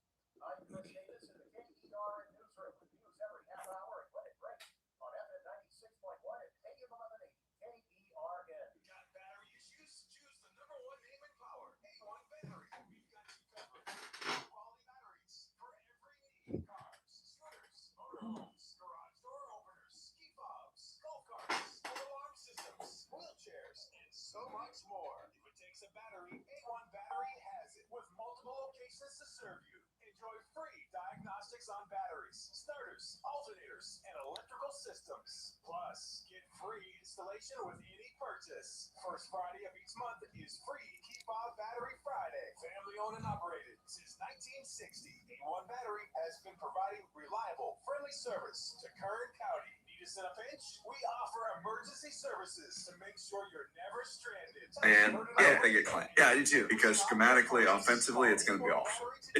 I've been praying, man. I've been praying, man. I used to be good, man. I don't think it claims. Yeah, I do too. Because schematically, it's going to be off. This is Cameron Guthrie.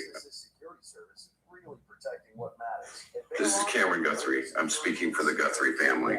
Whoever is out there holding our mother, we want to hear from you. We haven't heard anything directly. We need you to reach out, and we need a way to communicate with you so we can move forward. But first, we have to know that you have our mom. We want to talk to you, and we are waiting for contact. We'll have state-of-the-art news, traffic, and weather. It's all happening 6 to 9 a.m. right here at News Talk 96.1 and streaming live on the internet at KurtRadio.com. First Look with Scott Cox, 6 to 9 a.m. News Talk 96.1 and AM 1180 KERN. I'm JR Flores. Catch my show, The JR Show, weekdays at 2 p.m. Now, back to the Ralph Bailey Show on News Talk 96.1 and AM 1180 No. KERN.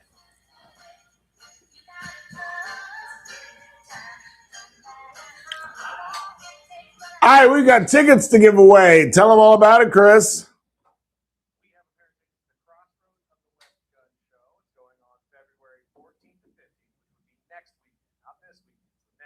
Valentine's Day weekend. Yeah, absolutely. And here's what we're going to do today. Chris is going to play an artist, instrumental only.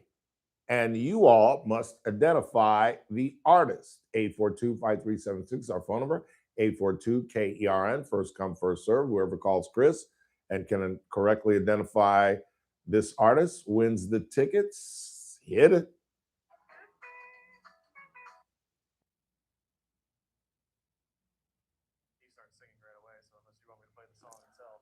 Well, no, that's not from the beginning. Go back to the beginning. Well, that's not what I got. You want me to play my version? Because my version is strictly instrumental.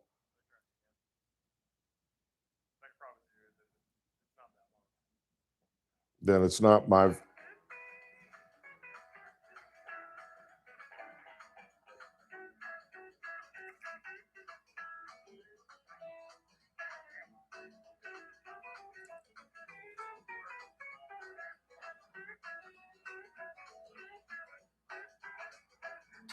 All right, that's enough.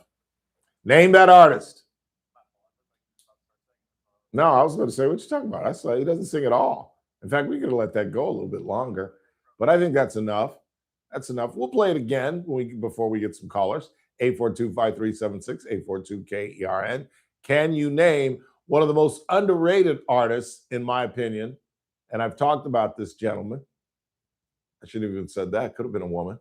But 842-5376, our phone number, 842-KERN. Tell them about the tickets one more time before you pick up the phone.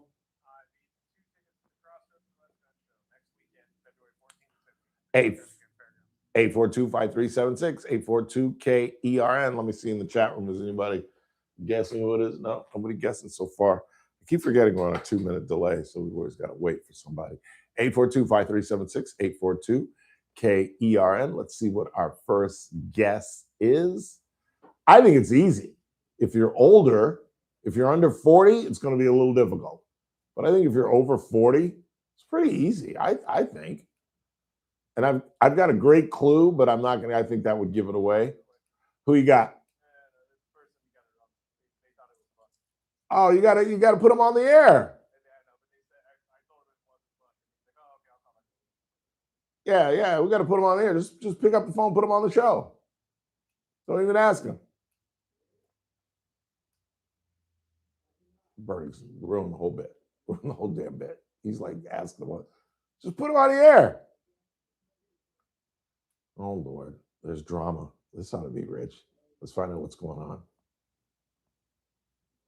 What happened? John, what artist was that? No. We don't. All right, thanks for the guess. That's all right. That's funny. Did you hear what he said? He's turning in his card, his country card, I guess. No, it's not Merle Haggard. It's not Merle Haggard. Should we play it again? Play it. Let's play it one more time. I can give it, if we don't get somebody, I would have to give the clue that it's going to give it away.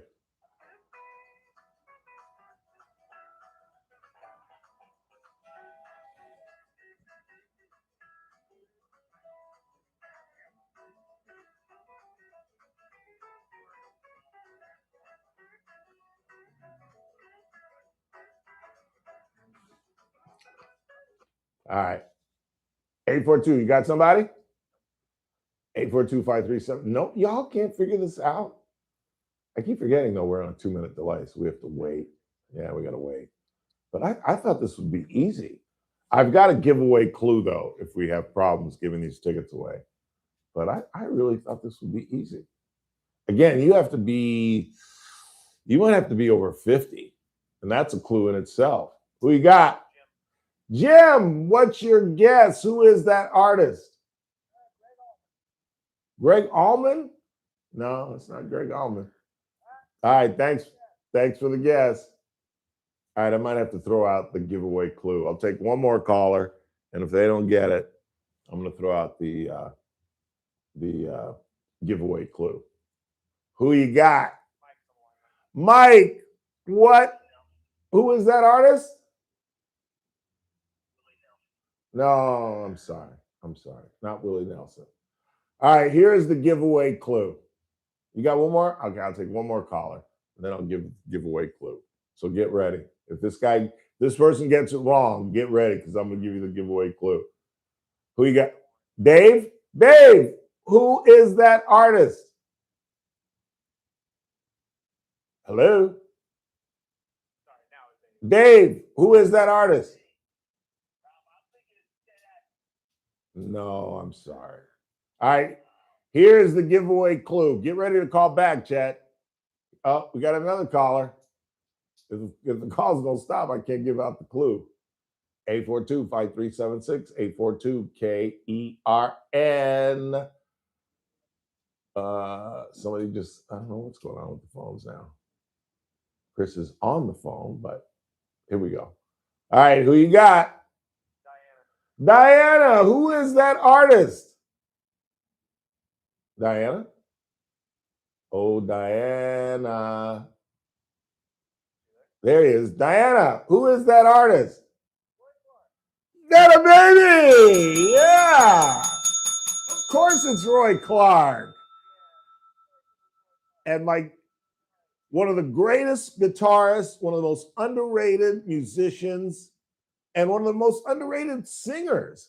I loved Roy Clark's voice. I grew up sitting in my grandfather's lap watching Hee Haw, his favorite show. And that was going to be my giveaway clue. He sat next to a local artist for much of his career because he and Buck, I mean, that was Hee Haw, he and Buck. Nicely done, Diana. Are you going to go to this thing? Oh, are you? You're right. All right, we'll give away the tickets then. All right, thanks for calling. All right, well, people just want to compete. It's on the radio. All right, so which caller, Chris? Who you want? Caller 3, you've got the tickets. 842-5376, 842-KERN. Yeah, it's a great, play the whole thing. Play that thing. Let's hear him. I love me some Roy Clark.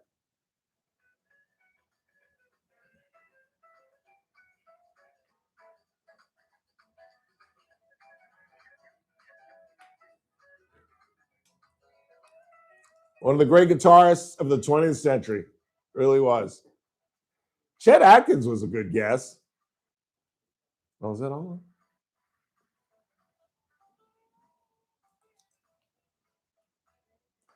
And again, I thought he had a great singing voice. I really did. Love me some Roy Clark.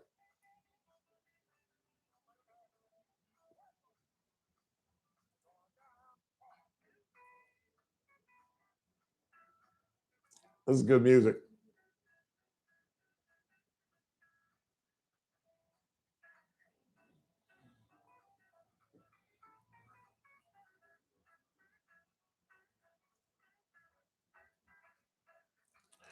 Roy Clark. Speaking of picks, did you see Kendrick Lamar? I just saw this last night. Kendrick Lamar actually got on stage at the Grammys with a pick in his hair.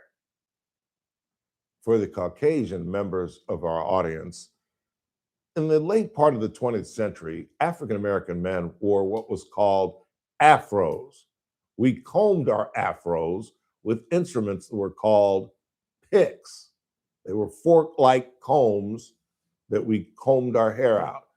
And Kendrick Lamar stuck one in his afro with a tuxedo on and walked up on stage. I guess I'm just not as cool as young black kids. Because I was just like, I bet your mama is cursing you out wherever she's sitting, proud as hell. But he stuck a pick in his hair? Like, really? Chris, you ever heard of a cake cutter? Did you know what a pick was? You had picks when you're in the 21st century? Is that what they call it? Afro picks? Pick? Do you know what a cake cutter is? Cake cutter. Cake, yes. It was a longer version of a pick that you held like a brush, and it had like thongs that hung out like this, and you kind of combed it like that as opposed to like this. So I called it cake cutter. Yeah. I stopped using it when I punctured my brain with one because they were like made of they're like not steel, but I don't know. It was really hard. And most picks are plastic. Pick, see, I got that from Roy because he picks the guitar and I picked the thing and the guitar. Okay, forget it. Just final break of the night. Keep it locked. Tomorrow's a Friday. Wrapping up the week with Rick Bentley, of course, at 3:30. And Brandon Lang makes his final appearance pre-Super Bowl. And I'm really excited. Jenny Voisin from the Friends of Big Bear Valley is going to join us at 5 o'clock, and we're going to talk Eagles. I don't know if you were with us earlier in the week when you gave you the bad news, but Jackie and Shadow, our favorite couple in America, the two bald eagles up in Big Bear, they uncharacteristically both left the nest at the same time, and a pair of ravens ate their eggs. We'll talk eagle life with Jenny Voisin tomorrow as well. In the meantime, keep it locked. You're listening to The Ralph Bailey Show on News Talk 96.1 and AM 1180 KERN. We stream live at kernradio.com.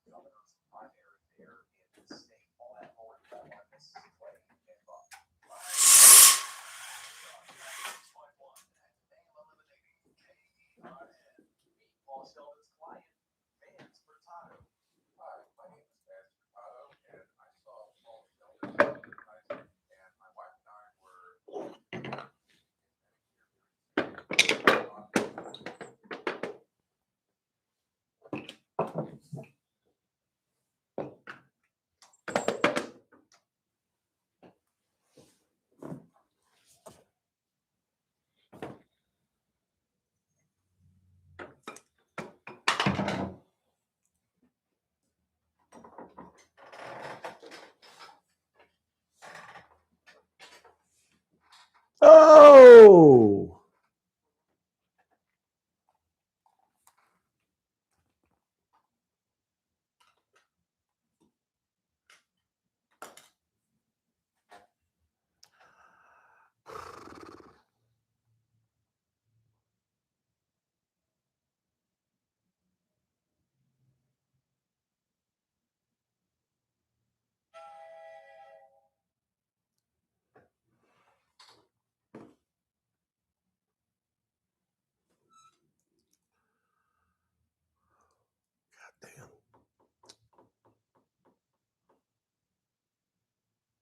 You ready? 3, 2. You know, every county doesn't have a Sheriff Donnie Youngblood, because I'm telling you, this sheriff in Pima County overseeing the Nancy Guthrie case, Savannah's mother, is just incompetent. The fact that he didn't call in the FBI immediately, took him 2 days to call in the feds. The fact that he left the crime scene open for the media to come in and tramp around before the feds got there. And, you know, just admitting at a press conference, Monday morning quarterback, of course you can look. No, dude, that even an idiot like me knows this is a national case with a national celebrity, and you need help. 3, 2. It's that man again. Look what's coming up on the Friday TRBS. Well, it's a Friday, so of course Rick Bentley will be here at 3:30. Brandon Lang makes his final appearance pre-Super Bowl, and Jenny Voisin from the Friends of Big Bear Valley. We'll talk Eagle life. All that, me at 3. It's TRBS, News Talk 96.1 and AM 1180 KERN. I'll see you at 3.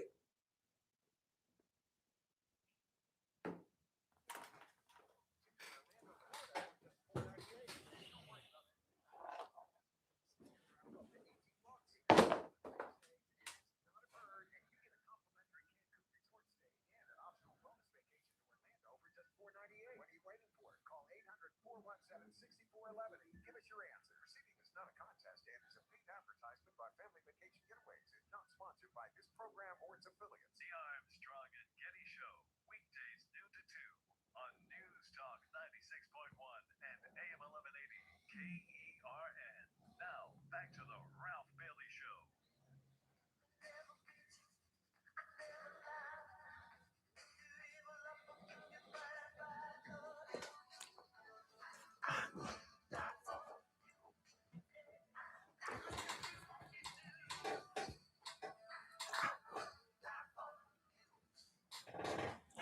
842-5376, 842-KERN. Let's clear the board. And I'm having chicken and rice, although I shouldn't have rice. Trying to stay off carbs. Haven't had bread other than brown bread in 2 weeks. Trying to get my A1C down. Not going to be in the sixes. I'm not going to live in the sixes. Just not going to happen. Not going to happen. Although I'm having trouble finding something to drink with my dinner. Water is so, it's one thing to stay hydrated, but it's another thing to have it as your beverage for dinner. You know what I mean? And I can't do iced tea without sugar. I can't figure it out. So instead, I've just been drinking vodka. No, I'm kidding. I'm kidding. I haven't had a cocktail in like a week, in 2 weeks. Have I tried what? Is there sugar in it? Maybe. Well, I'll try it. Yeah. I hate drinking water with my dinner. And the only other liquids I have in my house are pineapple and orange juice. I mean, pineapple and cranberry. That's for my vodka, but I haven't had that in a while. I just have it's so weird. I have a bottle of vodka sitting in my kitchen, and it's full. That's such a bizarre thing for me. 842-5376, 842-KERN. Let's clear the board and get out of here. Ralph, just to remind you, Cerritos School prior to moving to LA. ABC Unified School District is one of the best in LA County. The LA Unified School District is one of the best in where? Unified School District is one of the best in LA County. What are you talking about, Cerritos? I only went to school in Cerritos until halfway through 6th grade. We moved there in 1971. I was 9, and I went to 5th grade, where I was class president. And my name, no, 6th grade, I got elected class president. My name was on a gavel. I've always wanted to go back there and see if they still have that gavel. But mine was the first, because what was, Stowers was an overbooked elementary school. So they built Joe A. Gonzalez Elementary School when I was going to 6th grade. And we were the first class to graduate from the elementary school. And I was the first class president. And they put my name on this. My mother has she did have a Polaroid of it, of my name going on a gavel. They were going to put all the presidents' names on. But yeah, I left halfway through my 6th grade year and started going to the Buckley School in Sherman Oaks, which was the worst 6 months of my life. We were living in Cerritos still. We had moved into Ladera, into the city. And the doctor friend of my dad's who turned us on to the Buckley School, I would have to get up with my dad at 5 in the morning, and I would have to go to the Cravens. I was Dr. Craven, his wife Marla, who were really good friends of our family. I was good friends with their kids. They had 4 kids, Ellis, and I forget the other 3 kids' names. And I would have to go to their house at like 6 in the morning. And it was, every day was like torture for me, because poor Mrs. Cravens, who I love, she was one of my mother's best friends, would come to the door in her nightgown and thing with curlers in her hair, have to let me in at 6 a.m. And then I would sit in their dining room and do my homework. And let me tell you something. The worst thing in life is to have to sit in someone else's home and listen to a family wake up. You know, I'm sitting there and it's dead quiet. 6:30 in the morning, 6:45, and then 7 o'clock, Dr. Cravens would get up, and I'd hear him in the shower, and then Mrs. Cravens would get up and wake up all the kids, and you'd hear, "Oh, Mom, I don't want to go to school today," and I'm sitting there in my uniform getting thing, and it was a nightmare, And then finally we moved into Los Angeles, and Buckley would have a bus coming back and forth. But I lived on the 405. But no, I didn't go to school in Cerritos very long. I loved Cerritos. And I didn't know, I only found out when I started watching the Cowboy thing that Troy Aikman and I played in the same, not Pop Warner, it was called, it wasn't Pop Warner, I forget what it's called, but we played for the Suburban Hornets in Cerritos. And I saw, I have a picture of me in this black and gold, they had like Pittsburgh colors. And Troy Aikman in the documentary, you see him playing in the black and gold Suburban Hornet uniform. So I have something in common with Troy Aikman. And that's about it. What else you got? Former chief rector is 66. Is he really? I would have never guessed that. He's older than I am. I would have never guessed that. Thank you. What else? Last one says, my dad just moved here and he went downtown. He's a little older and he met the blues guy at the radio at the record store downtown. What's the name of that? He forgot it. I think it's off of 24th Street. I figured you would know. Off of 24th Street? Is he? I think he's talking about the record store next to Village Grill. I think that because that's the only because there's nothing on 24th Street. I do know 24th Street. There's a Taco Bell and a Del Taco right next to each other. There's a foot massage place. There's a rent-a-car place. I think he's talking. What are you laughing at? What? Look where the mic is right now. Whose? The one that's supposed to be picking up my voice. Chris. What? What's going on? So, are you serious? Why did you put it on there?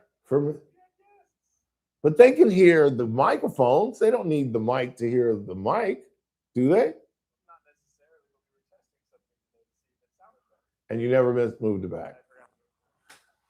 Well, nobody in the chat room complained. They don't care what you have to say. World records, yes. That's what I think he's talking about. Right next door to Village Grill. That's the most famous record store in Bakersville, isn't it, y'all? I think it is. Because there's no, I know this. There's no record store on 24th Street. And it's right off 24th Street, so I'm assuming that's what he's talking about. Are those all the text messages we have? All right, let me play this real quick before I get out of here. This is the Carr brothers, who are very excited. Everybody and their mama. I went down and talked to Randy. I was like, "When did they sign Kubiak?" He's like, "Dude, that's like a week old." I'm like, "Oh well, sorry, I'm not up on the news these days apparently." But here is Derek and David. I hope they get good, man. I hope they get Clint. Yeah, I do too. Because schematically, offensively, it's going to be awesome. I love that you're saying that. I know Raider fans are going to love that because Genty will be a happy man. That's awesome. Honestly, Genty could be a 1,800-yard back for no other reason. Quick. Wow. For no other reason than to get Genty going. If obviously you got to be healthy and the line's got to be healthy. Yeah. Like he has the talent and ability to do it. You see what I'm saying? I agree with that. Now I'm not. He's going to do it. Everyone breaks up our freaking cut-ups and but Derek said. But schematically, you're not crazy, and that offensive line that looks a little patchy. If they, spend that money, how much they got over $100 million?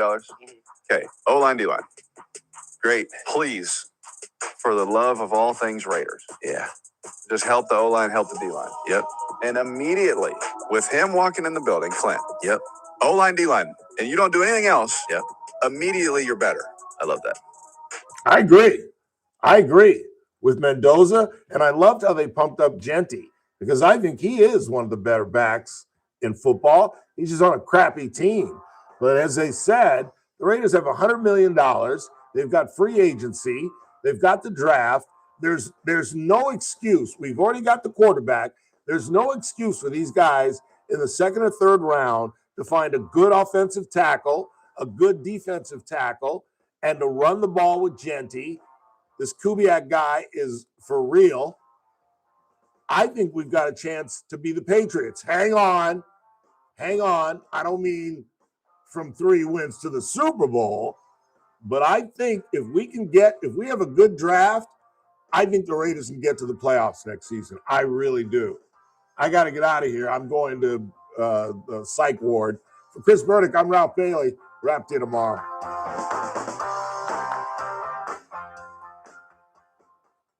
This is AM 1180 KERN Green Acres. This is 96.1 FM Bakersfield. Online at